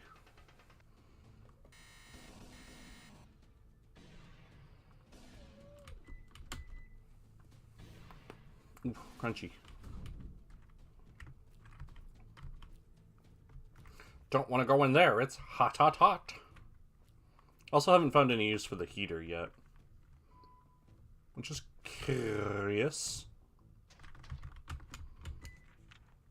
Oh, I hadn't read this. At this moment, I'm developing a couple of radars to ease the navigation of subjects through the obelisk.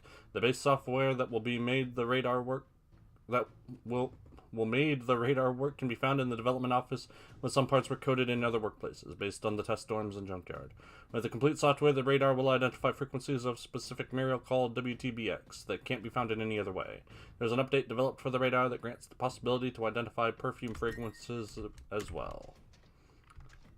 Intéressant. Jerks.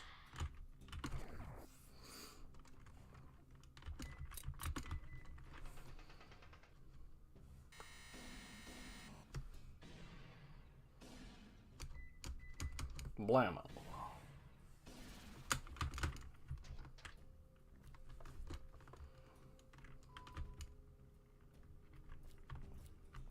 Oof.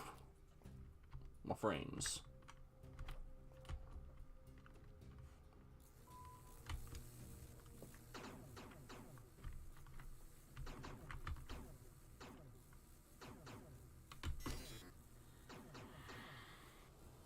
Oh, what a jerk.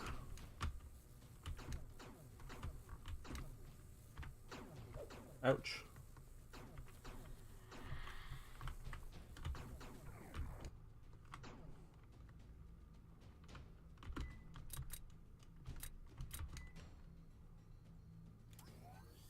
Hit him with the ice.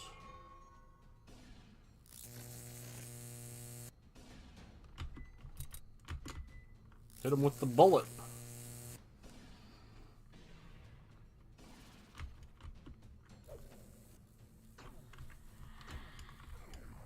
Just gotta chew through these guys.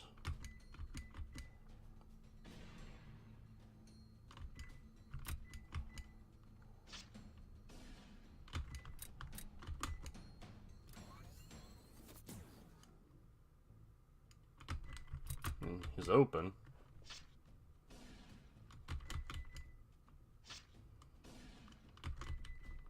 I suppose it's safe to hit him with the knife since I have the electrical resistance.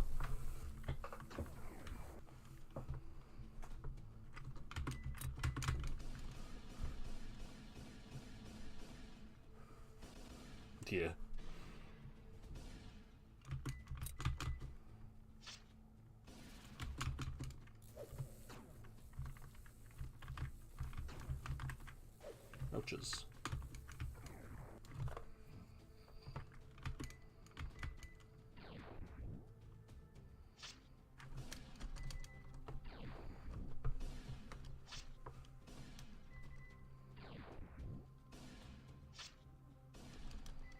Yeah, better to just use the knife here when I'm not in any major danger.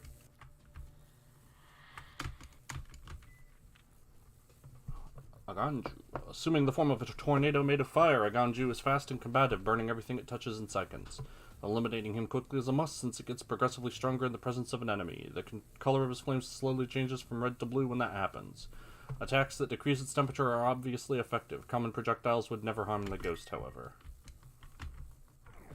It goes behind me and was like, come on, I want to fight!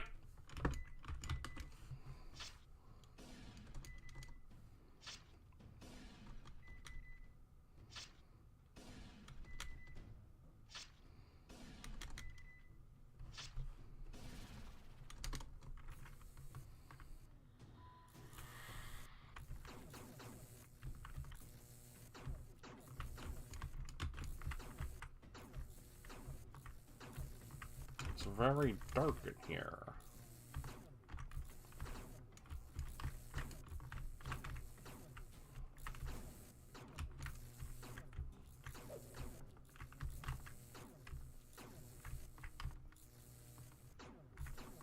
Ouches.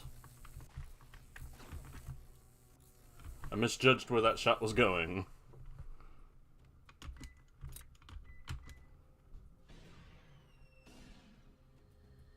Oh, stop that.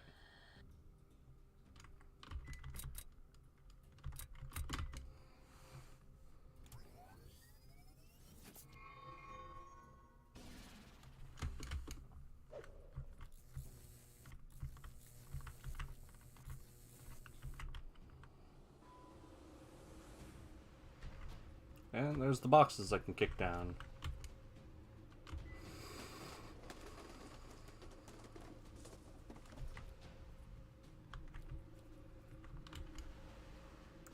Heat sensor. Hey!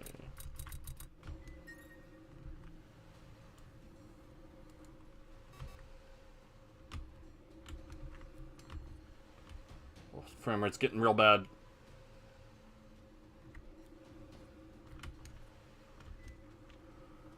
Tiny winged creature with miniature legs and a human-like face. Looked friendly at first sight until a report discovered about the extremely corrosive wind blow, which is recommended to be avoided.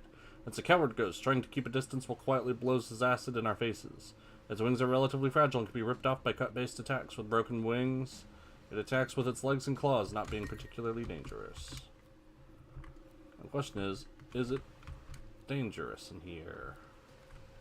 It's slow in here. Alright. I cannot advance further. Too much air conditioning. Ooh. Breezy.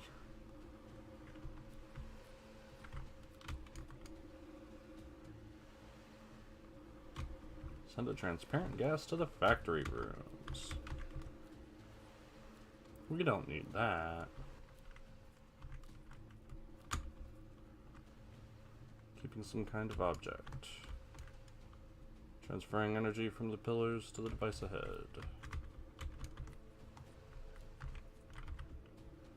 Function to restore some of my resources, but it can only be used once per charge. It takes some time to recharge. Sure.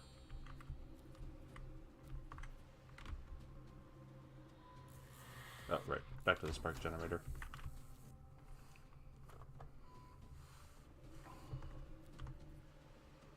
Oof, ouch, my frames.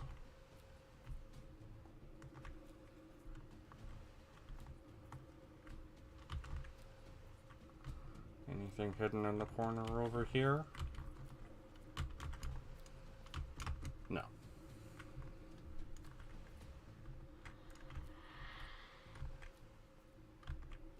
Okay.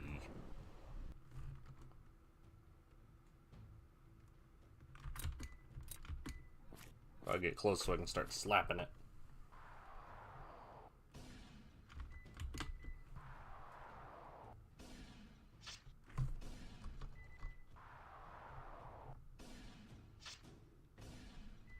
Oh.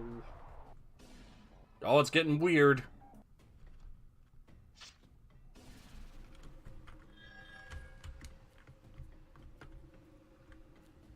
Hey, the frames came back when I got out of that battle.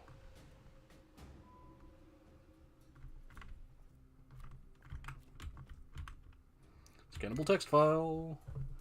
With the exception of 4, Tetris, all the subjects have some kind of weapon system in their body structures, while 2 Dune is equipped with completely exclusive developed gear, and 6X gets stronger with organic training. 1 Uno, 3 Trias, and 5 Stella have total compatibility with a variation of upgrade modules hidden in the Obelisk. The search for upgrade modules is part of the subject's test and will demand intellectual activities by their part. A list of 28 upgrade modules below. 4 that increase pistol by 3, 4 that increase shotgun by 1, 2 that increase strength of knife, pistol, shotgun, 2 that increase reflexes, improving dodge rates, 10 modules that increase resistance, 1 special that makes heavier armor to pass through the air ducts, and 1 that makes the subject able to cause damage to flexible matter. So I'll need a specific module to be able to fight Dune. Oh, he's too flexible.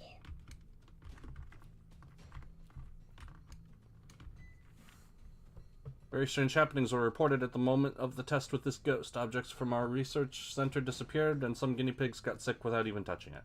Do not hurt directly this foe while the energy ball in the center of its body remains activated. When hurt, its form and behavior changes to swiftly attacking its enemies with tiny bursts of electricity from a lesser body structure. The pacifist form of this being seems to be the most dangerous one. Got a sparkly over here. Do not forget, you can find the alpha key inside the locked suitcase. It can be unlocked with a 3-digit code that would hide a lot of meanings. True code lies elsewhere. The number does not represent any subject. The number does not repeat themselves. The code follows an ascending numerical order. The code does not contain 0. Good number in the suitcase is 789.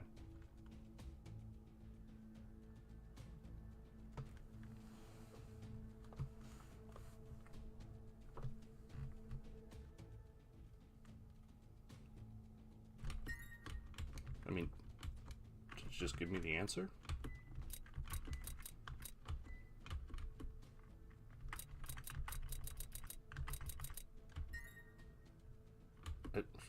Okay.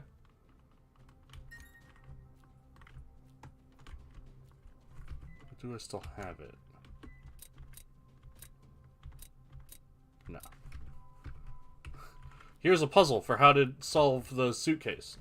789. Alright. Pieces of cloth piled on an iron shelf. My database points to human beings covering themselves with pieces of cloth for protection against liquid materials. It's not useful to me, however. The area in the Obelisk junkyard is meant to store all the discarded components used in experiments and anything else that doesn't have any practical use anymore. Some trash bags are colored differently based on the areas they came from.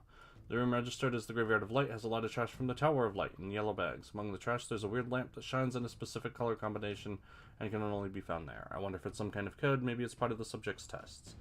In the minor area registered as Maze of Trash, there's a lot of green trash bags, probably originated from the gardens. Maybe there's something interesting there as well. Most of the junkyard is criminally unorganized, but I suppose we do not have the time to waste.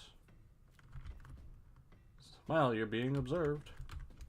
Humanoid statue. Is this portraying a human being, or would this be only a ghost? Anyway, there's nothing about it that seems relevant to the subject's test. Oh, there's one more over here.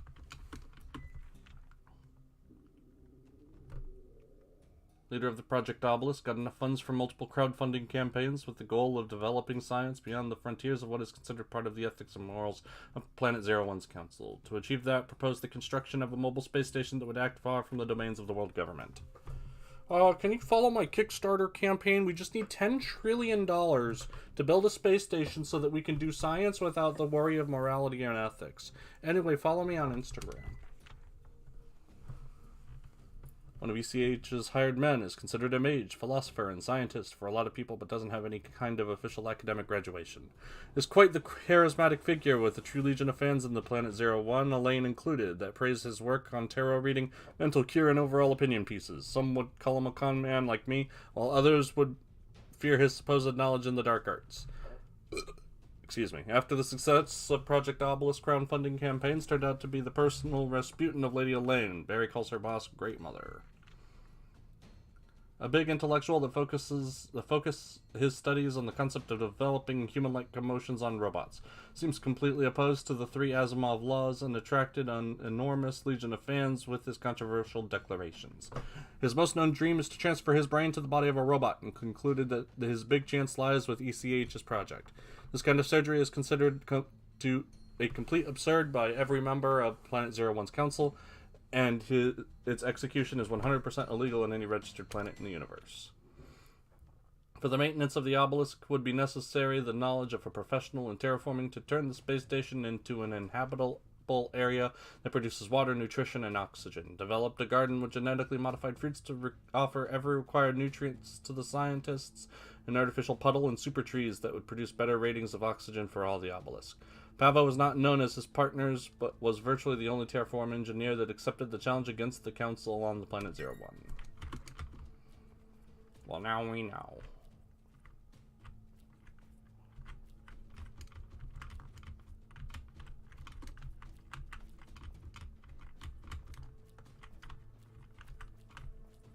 Do you want me to look at the crack on the floor? No?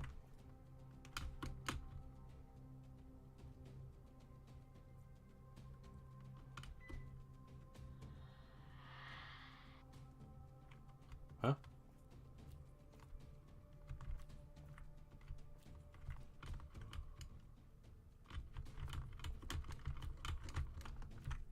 Why was there a ghost sound?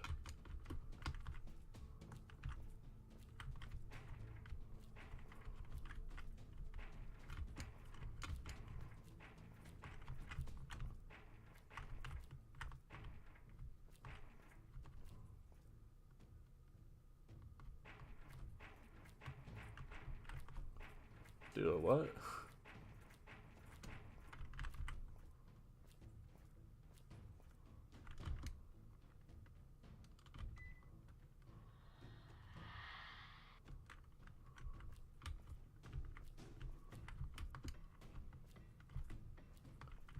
Okay, but what's... Oh, push it over to the crack. Okay, I got it. The more you know. Kablamo. A jumper.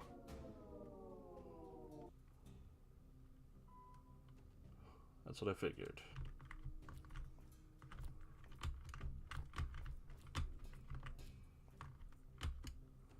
Utensils of dubious usefulness. Glass canisters and some kind of metal alloy tools in most cases. They look fascinating.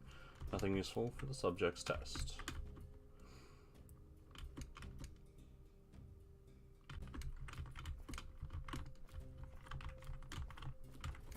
Got a key. The lasagna key. Come again.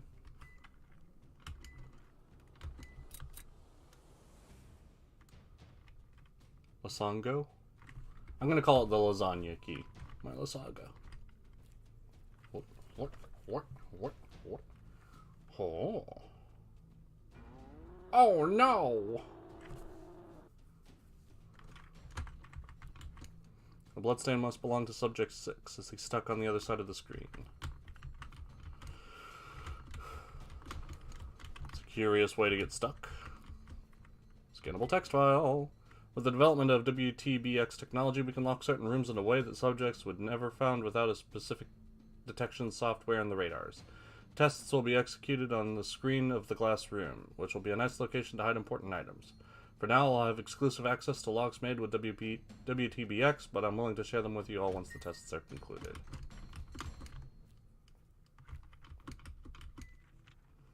Fast and truculent, this ghost uses multiple legs to pierce any materials he faces with no judgment.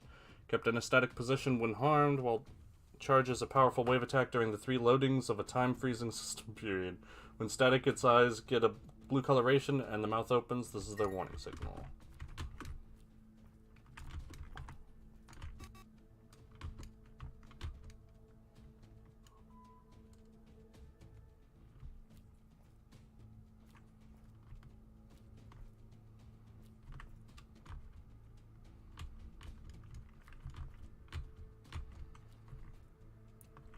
Like, this red one seems pretty clearly not turned on. At any rate, there was another path in the spark room that I didn't go down.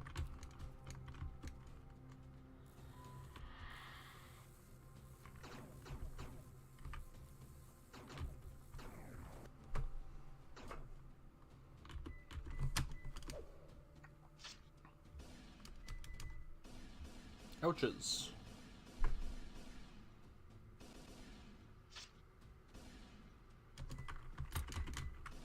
Stop it.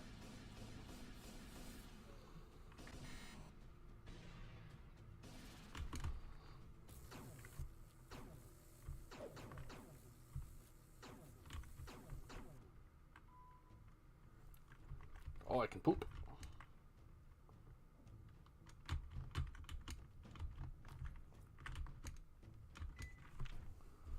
Looks like a human made of a peculiar kind of sand while lacking some limbs and pieces. Apparently can dodge projectiles with extreme ease and gets more agile in a weakened state. It was noted that some subject prototypes ceased to work correctly once they had any kind of interaction with the ghost, like they suffered from some kind of virus.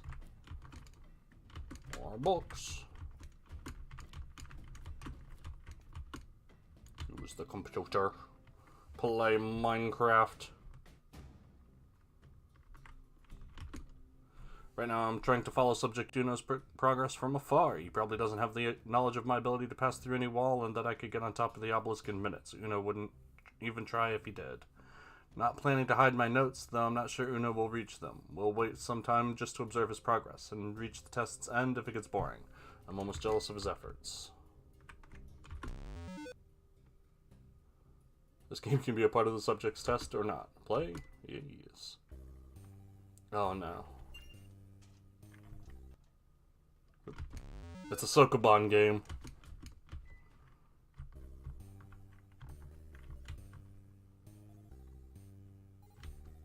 Oh. So there's other ones. Good.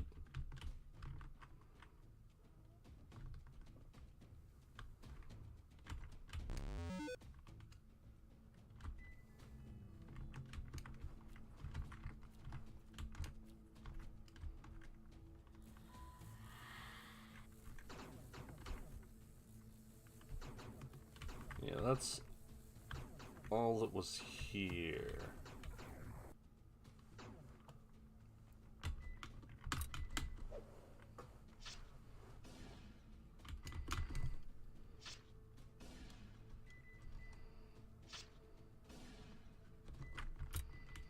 No.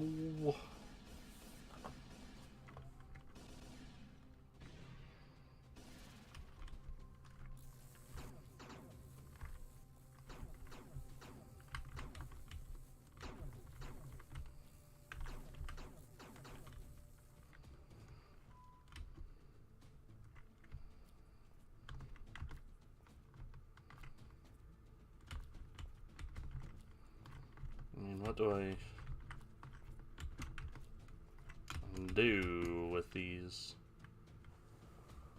I'm just done with the development of augmentations for the subject system that upgrades some of their functions. These augmentations have complete compatibility with any subject, and the upgrades can be made in the factory's production line rooms.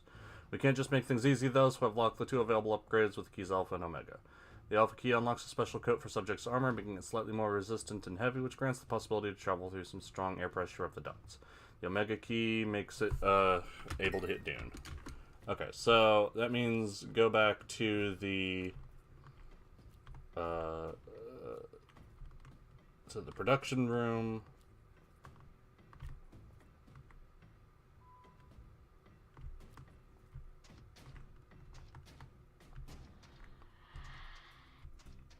Because I got the Alpha key, so I'll be able to get the heavy armor, which will let me go through the wind parts of that one place. Be able to go through the heavy winds. So then that will get me something.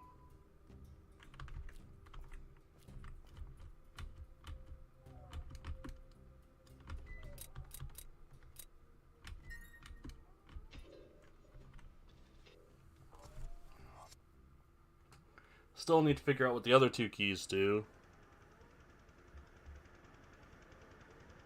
The lotus juice key and the lasagna key.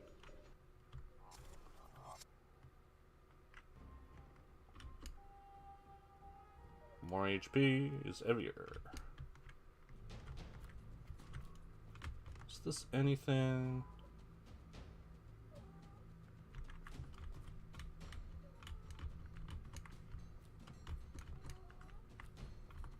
I need some Thingus Winguses to put into the repair machine.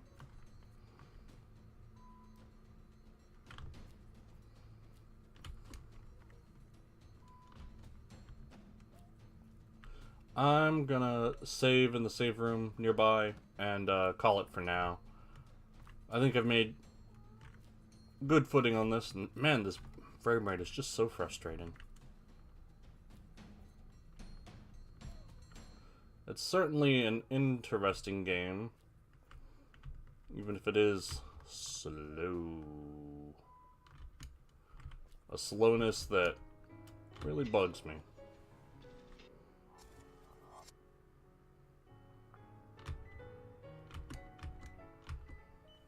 Alright, that's it for now. 2 hours. Pog.